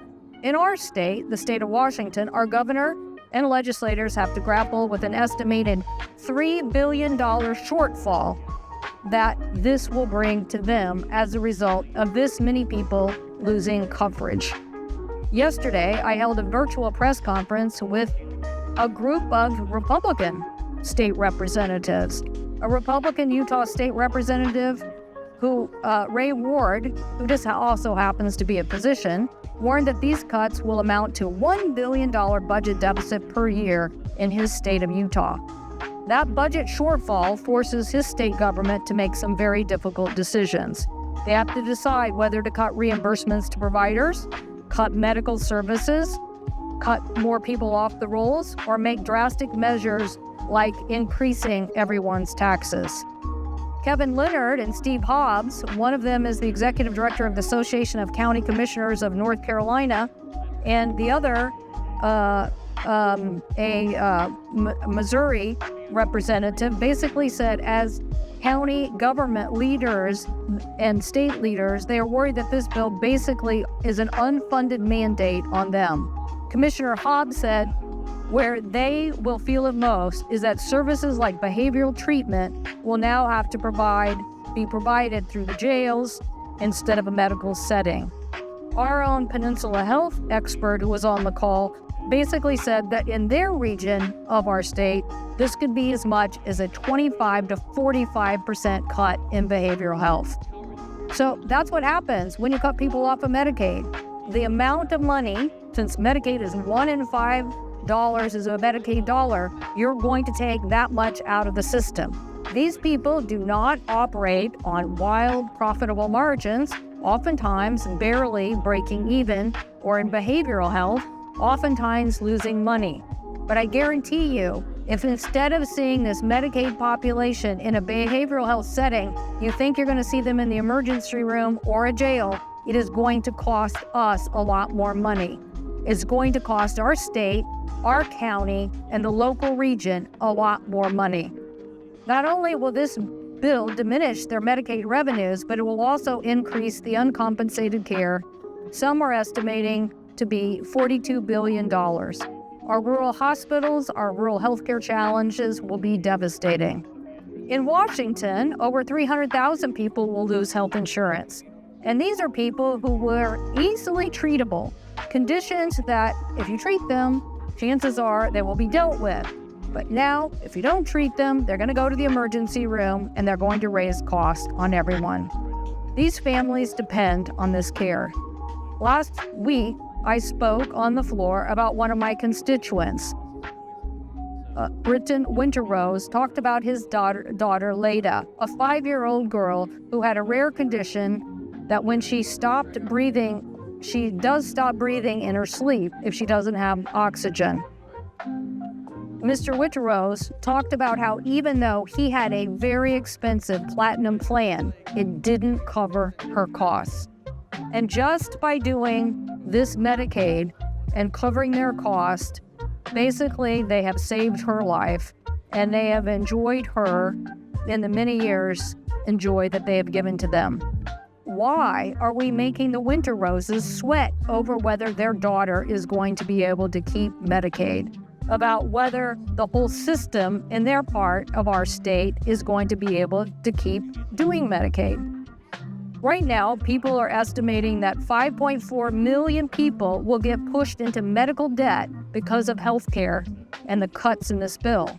The total amount of medical debt that Americans will owe will increase by $50 billion. So is it really worth it to take $880 billion or whatever it is now, $930 billion out of Medicaid so that you're actually increasing the personal debt of people, making counties basically have unsustainable budgets, or having state legislatures come back in to cover our costs? As one of these commissioners said, this is nothing more than cost shifting to the states. It's irresponsible. According to the Center for American Progress, a 60-year-old couple who will be in the affordable care market today, making $85,000 a year, could see their annual premiums raise as much as $15,400. Why? Because when you have uncompensated care and you basically kick people out of Medicaid and off of the Affordable Care Act, what you're going to do is raise premiums on all of us. A low-income Medicare recipient, also qualifying for Medicaid, could see their costs go up as much as $8,340. So why are we doing this? And the out-of-pocket expenses now that a Medicaid person has to pay for, they could be paying as much as $1,650. You want to do that to give a tax break to Google and Facebook? That's why you're doing this? The tax break that you want to give them, multinationals, and I could just say for a minute about this. You know, when the 2017 tax bill came along and everybody said the corporate rate is too high, we need to have our companies be competitive around the world, I would have considered lowering that rate to something. In fact, my colleague, Senator Kane from Virginia, proposed something, but we didn't accept that. Instead, they lowered it to a very low rate and then said this year we'll smidge it back up. That means they'll increase it back up a little bit this year. That was their plan. But somehow these multinational corporations have got to my colleagues on this side of the aisle and basically said, give us the same rate that we had in 2017. Now, the reason I didn't support that in 2017 because it was kind of ludicrous. You were saying to companies like Microsoft, we'll give you a tax break. I don't think they really needed that big of a tax break. But by the way, we're going to raise taxes on the people who work at Microsoft. We are going to raise, because of the SALT deduction, we're going to raise your taxes. So literally hundreds of thousands of people in my state paid higher taxes to do what? Give Microsoft a tax break, which they gave in dividends. Now, did that help our economy? Did that help really grow our economy? I'm pretty sure the innovation at Microsoft helped grow our economy.